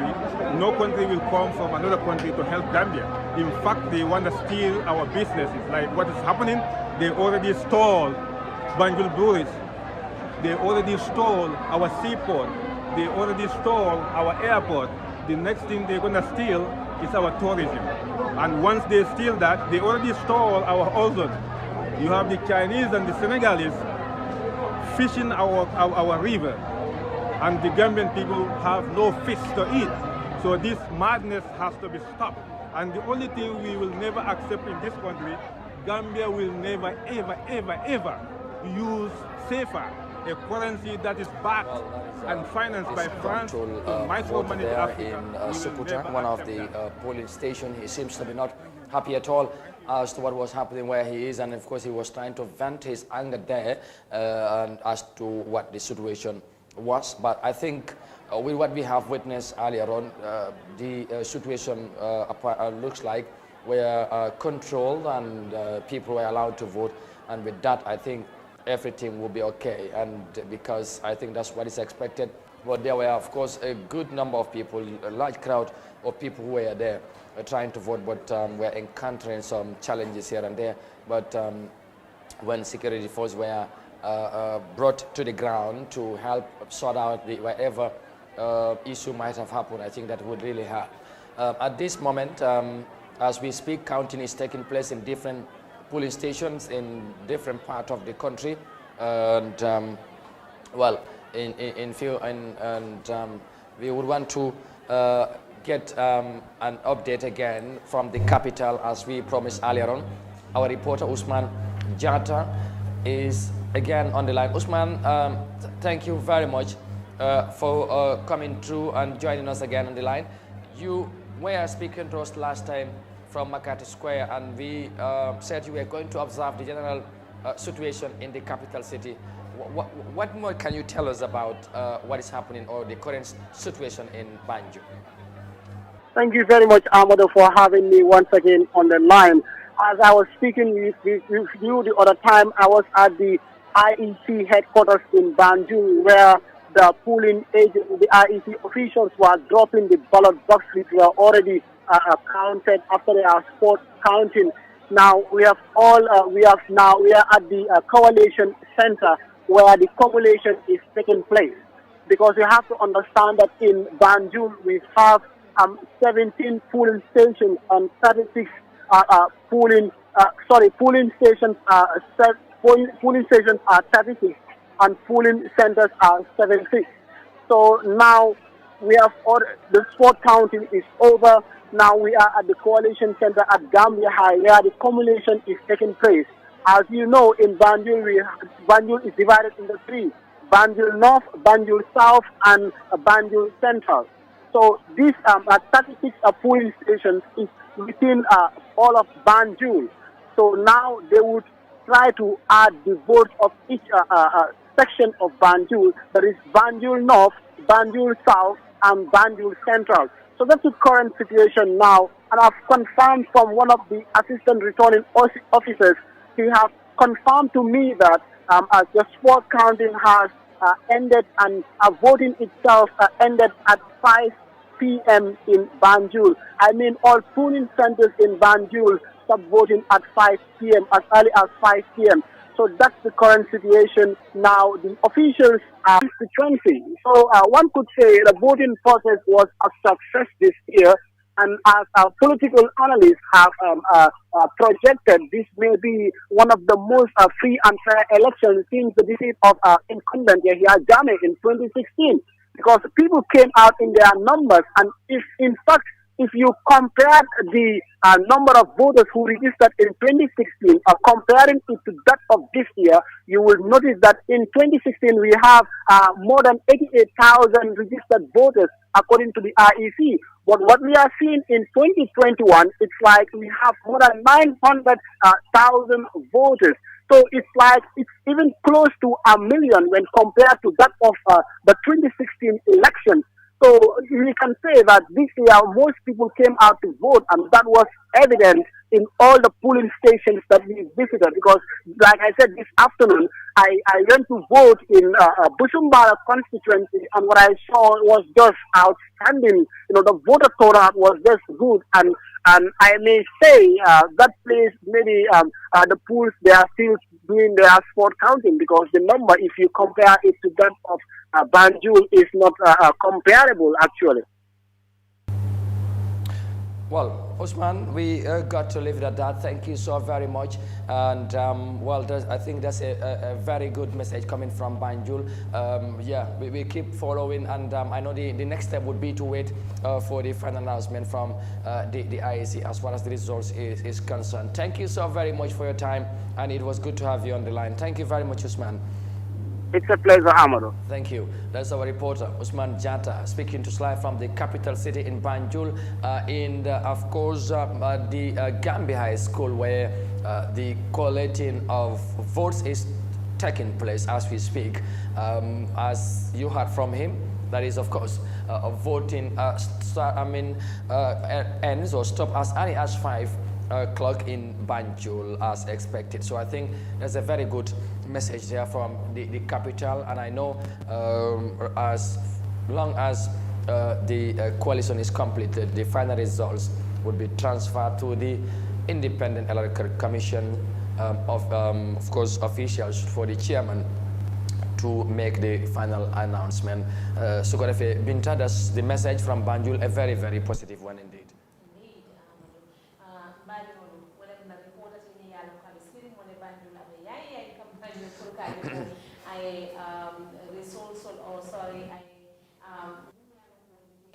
Right now for Ayanachi Mole or Kumayan Baki, but I mean for Mole when I'm into Banjo that I'm signing for the Cameron back and when I'm take more of the jail and the gay cartoon, Captain Payo Banta Jay and signing control the hearing and pull ballot box will transfer with a Malay hearing signing Banjo and Kumaya back. When I'm reported the Konapa in Yami, I'm going to follow him for me. Before I correct, accurate information of the Mola studio for the being Fulani. If a Mississippi down Mississippi full may only reporter and me one of the Horman on their Banju, Canada Horman on the capital city of Cancun, Job, and then the Calapan can you wonder what they all right, Binta, I will come back to you in a moment. Purunga gën a leeral loolu ci soose pour ñu wax leen rek li nga xamante ne mooy tolluwaay bi foofu ci Banjul comme ni ñu ko déggee ci Ousmane dafa mel ni foofu yëf yi yomb na affaire yi yëpp ni ñu ko yaakaare woon noonu la demee fu mu nekk ni gars yi ngi jéem a seet naka la ñoo finaliser process bi pour ci compte bi gannaaw bi nga xamante ne ñoom ñëpp matal nañ seen taxawaay ñi nga xamante ne génn si nañ pour sànni seen carte ñoom def nañ ko ni mu waree ñeneen ñi nga xamante ne nag xëy na génnuñ loolu leneen la xam naa loolu jàngat bi ci kanam lay doon bu fekkee ne AOC annonce na candidate bu nekk ñaata la am ci constituency bu nekk boobu dañoo xayma constituency bu nekk ñaata nit moo fa registré ak ñaata nit ñoom ñoo génn vote ci capital bi waxoon naa leen ne 2016 am na ñu bari doomi Banjul ñi nga xamante ne génn woñ pour sànni loolu jaaxalal ñu bari ñu yaakaar na xëy na situation bi nun demee la woon waaye bii tamit ci ni ndax yëf yi dañoo demee noonu am déet dara wute loolu tamit nañ ci xam nañ ko gën a xam ci kanam incha allah lay doon foofu ci Banjul waaye jàppale ne daal Banjul moom yëf yi lépp def nañ ko ci dal ak ci jàmm amul benn jaxasoo bu fa am te suñ ndaw bu fa nekk loolu déggal na ko te tamit IEC presiding officer bu fa nekk moo ko dal di wax ne lépp li nga xamante ne mooy li aju ci wàllu élection bi dañ ko dal di def ci ni mu waree waaye tamit def ko ci waxtu juróom waxtu bu jotee gannaaw ba mu jotee foofu ci Banjul dafa fekk na matal nañ liggéey bi tolleelu dafa nekkale am solo noonu lañ ko séntu woon foofu ci Banjul ak fu nekk ci biir réew mi ñu xaarandi tamit lan la ñoo déggee feneen ci réew mi ñu fàttali rek ne yéen yaa ngi ànd ak Eyeafrica TV ci decision 2021 election coverage bi nga xamante ne ñu ngi leen koo indil depuis suba ba léegi ñu nag yéen la xam naa ne guddi bi nii lay fanaane incha allah ñu ànd ak yéen ci programme bi ñu fexe lépp li nga xamante ne li ngeen war a xam la te mu nekk xibaar bu werte wóor noonu la ñoo taxawee ñu fàttaleel amul kenn sañ pour joxe benn result ci élection bi ku ute ak IEC ku dégg leneen wala nga gis ko feneen jàppal ne loolu nekkul lu taxaw li werte woor daal mooy Independent Electoral Commission bi nga xamante ne réew mi ci njiitali Alieu Momar Njie ñoom lañ dénk doxalin élection bi ñoom rek ñu am sañ-sañ pour daal di declare results ci constituency bu nekk waaye tamit at the end of the day wax ñu kan moo dal di yóbbu ndam li comme niñ koy xaaree ñu dénk ko doxalin réew mi ci juróomi at yu ñëw.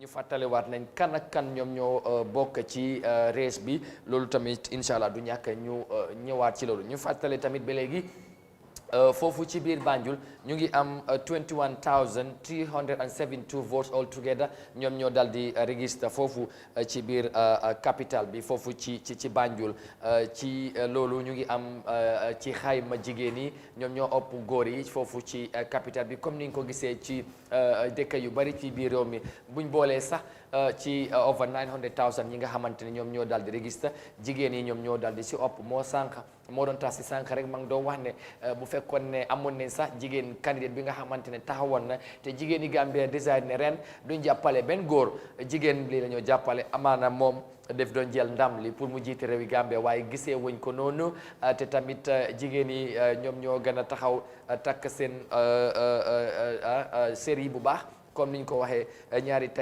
loxo ñooy takk tubay te ñoom ñooy takk seer woykat bi foog naa ne noonu la ko waxee su ko defee ñoom tamit am nañ ci taxawaay bu rëy ci wàllum élection ci biir réew mi loolu mu nekk li am solo foofu lañ tolloogum xam naa ne du ñàkk tamit comme suñ ndaw yi ñu ngi tasaaroo fu nekk ci biir dëkk bi ñu jokkoowaat ak ñoom ñu xamale ñu mbir mi naka la nekk di demee fuñ nekk jamono ji ci Greater Banjul area bi waaye images yi ngeen di gisee noonu ci gannaaw rek la woon foofu ci Sukuta benn ci police station si nii moo fa xewoon nit ñi bari génn si waroon vote waaye dafa mel ni réew def fa amoon xamuñ nag li ko waral waaye li wérte wóor mooy ci gannaaw buñ fa delluwaatee luñ gisoon ne mooy am na ñu bari ci ñoom ñu ngi doon vote dafa mel ni waxtaan amoon na ba ñu trouver solution gis ne daal yëf yi jaaral nañ ko ci yoon wala ci ni mu waree ba gis ne jox nañ ku nekk sa ak sa yelleef li la lu waa may wala yoon may la ko ñu fexe nga motal ko sa dem réewa ndax nag buñ tolloo fii lenn rek moo am solo bi nga fexe ba nga am sa voters card fexeel noonu ba nga sànni sa carte pour nga bokk ci ñi nga xamante ñoom ñoo taxaw sànni wala tànn ki nga xamante ne moom la ñoo dénk doxalin réew mi ci juróomi at yu ñëw buñ tolloo fii gannaaw bi nga xamante ne mooy am na lu des lu bari li nga xamante ne ñu mu ngi ci kanam te ñu ko xaarandi mooy liggéey bi lu bari moo des tey ñu nag yéen la ba suba incha allah lu ñoo def mooy dañoo noppaleku tuuti rek laata ñoo ñëwaat continuer liggéey bi ànd ak yéen incha allah fi ngeen mënta ci nekk ci biir réew mi.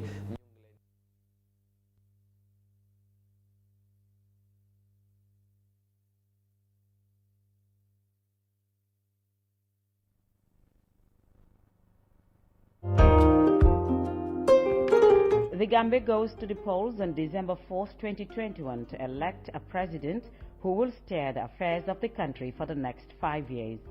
As the country prepares for this spirited national exercise, the National Council for Civic Education, NCCE, reminds the public that the conduct of presidential election is a constitutional requirement as enshrined in Section 46 of the 1997 Constitution of the Republic of the Gambia, and voting a civic duty which every eligible patriotic citizen should discharge on December 4, 2021, as enshrined in Sections 26 and 39 of the Constitution. As politicians embark on campaign trails across the length and breadth of the country, canvassing for votes, the NCCE reminds the public that political participation, association and voting are fundamental rights of every citizen, hence the need to exercise tolerance and civility throughout the period and refrain from the use of abusive language, hate speech, provocative actions, intimidation, thuggery and physical confrontation at all times, as these contravene the laws of the Gambia. The general public is encouraged to stay away from any altercation and follow due process to seek redress when the need arises to ensure peace and stability throughout the process. Our collective desire for accelerated socio-economic growth and development could only be achieved in an atmosphere of peace and tranquility. The Gambia has a secret ballot system. Your vote is secret and will not be known by anyone. Every vote is important in an election, as each can make a difference, and as customary, counting shall be on the spot. Political affiliation is your right. Your vote, your choice. Vote wisely. This message is brought to you by the National Council for Civic Education with support from the United Nations Development Programme.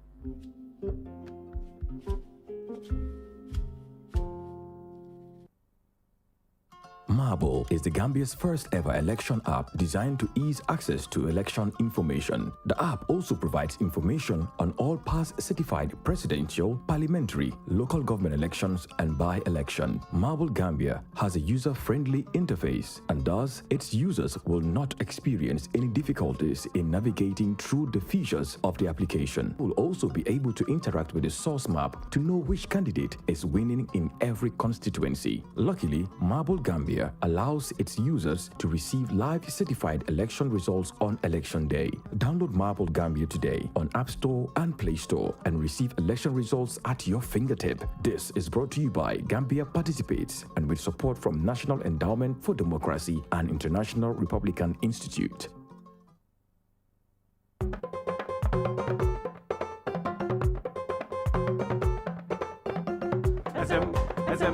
Study SM, mobile all fanam beje, study SM, study SM, boom gonna jora ngol beje, study SM, study SM, one yo talu fanam beje, study SM, study SM, mobile all fanam beje, study SM, study SM, boom gonna jora ngol beje, study SM, study SM.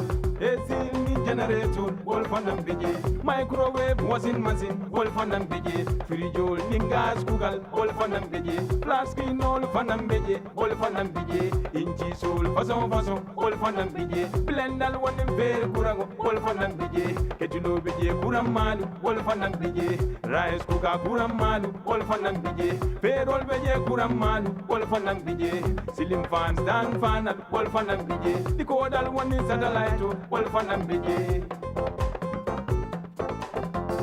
SM Star GSM mobile all fanang bije Star GSM SM Star GSM Samatol fana beje ikabele wafi katadam fulal dal beje ikabele wafi barela lu dal beje ikabele wafi montoro façon ikabele wafi churayo lu façon ikabele wafi churayo lu kurang malu ikabele wafi Star GSM ñu lending Sol Star anin sa bulo be ñokono ay wali Star GSM ni lafta ka fengo fel non Star GSM to ibu ñun julo la 7002494 waranto 99011122 Star GSM ñun la nata ka mobe da handi tabiro la karola mun kono joran wala karola woto Star GSM ñu mu ñon tamale. Tough Africa Global presents the first Eco Smart City in the Gambia, the Tough City, located between Gunjur and Sifo. It is 30 minutes away from the Banjul International Airport. At Tough City, you will be able to live, work, play, and shop in a healthy multi-purpose community. This vibrant urban environment will meet your everyday needs with commercial, business, recreational, and other complementary services to increase the value of your home.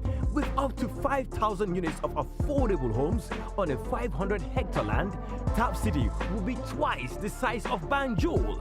Prime location, stunning properties, and amazing discount of 20% for the first 50 buyers. Make an appointment today to secure your property. For more information, please call +220-776233 or +220-376-2333, or you can send an email to info@toughafricaglobal.com. Better still, visit our office at Madiba Mall, Bruford Gardens Estate. Tough City, a green and smart city, accessible to all. Best phone in the Gambia, Afriphone, is back in a brand new style. Africell, the biggest and the best GSM operator in the Gambia, is setting trends once again. Get an Afriphone for $350 only and receive 1 hour of free talk time spread over 3 months. $350 is only you can get a dual SIM phone with a wireless FM radio, memory card slot, internet access, long-lasting battery, and 1 hour of free talk time. Where Africell goes, nobody dares to follow. AfriCell is setting trends once again. I'm sure you still love WhatsApp, Facebook, Instagram, Twitter, Snapchat, and Viber. Your favorite GSM operator, AfriCell, knows this. That's why you can now enjoy more at the same price. Activate the social media bundle and be online for 24 hours for $10 is only. Hello! Activate the social media bundle for $10 is only and receive 40 megabytes. Where AfriCell goes, nobody dares to follow. The locations, the design, the materials used, all the way down to the latest details, are few of many things that we focused on when we envisioned the airport residency. As proud innovators of community estates, the airport residency in Old Yundum, a project by Swami India International, offers unique gated community with 3- and 4-bedroom villas and duplexes. Just 5 minutes away from the Banjul International Airport. Luxury, convenience, and accessibility are some of the reasons you should consider this great housing opportunity. With a clubhouse, a playground, access roads, and parking facilities available for your dream home or a valuable investment, you will find all you need at Airport Residency. Here,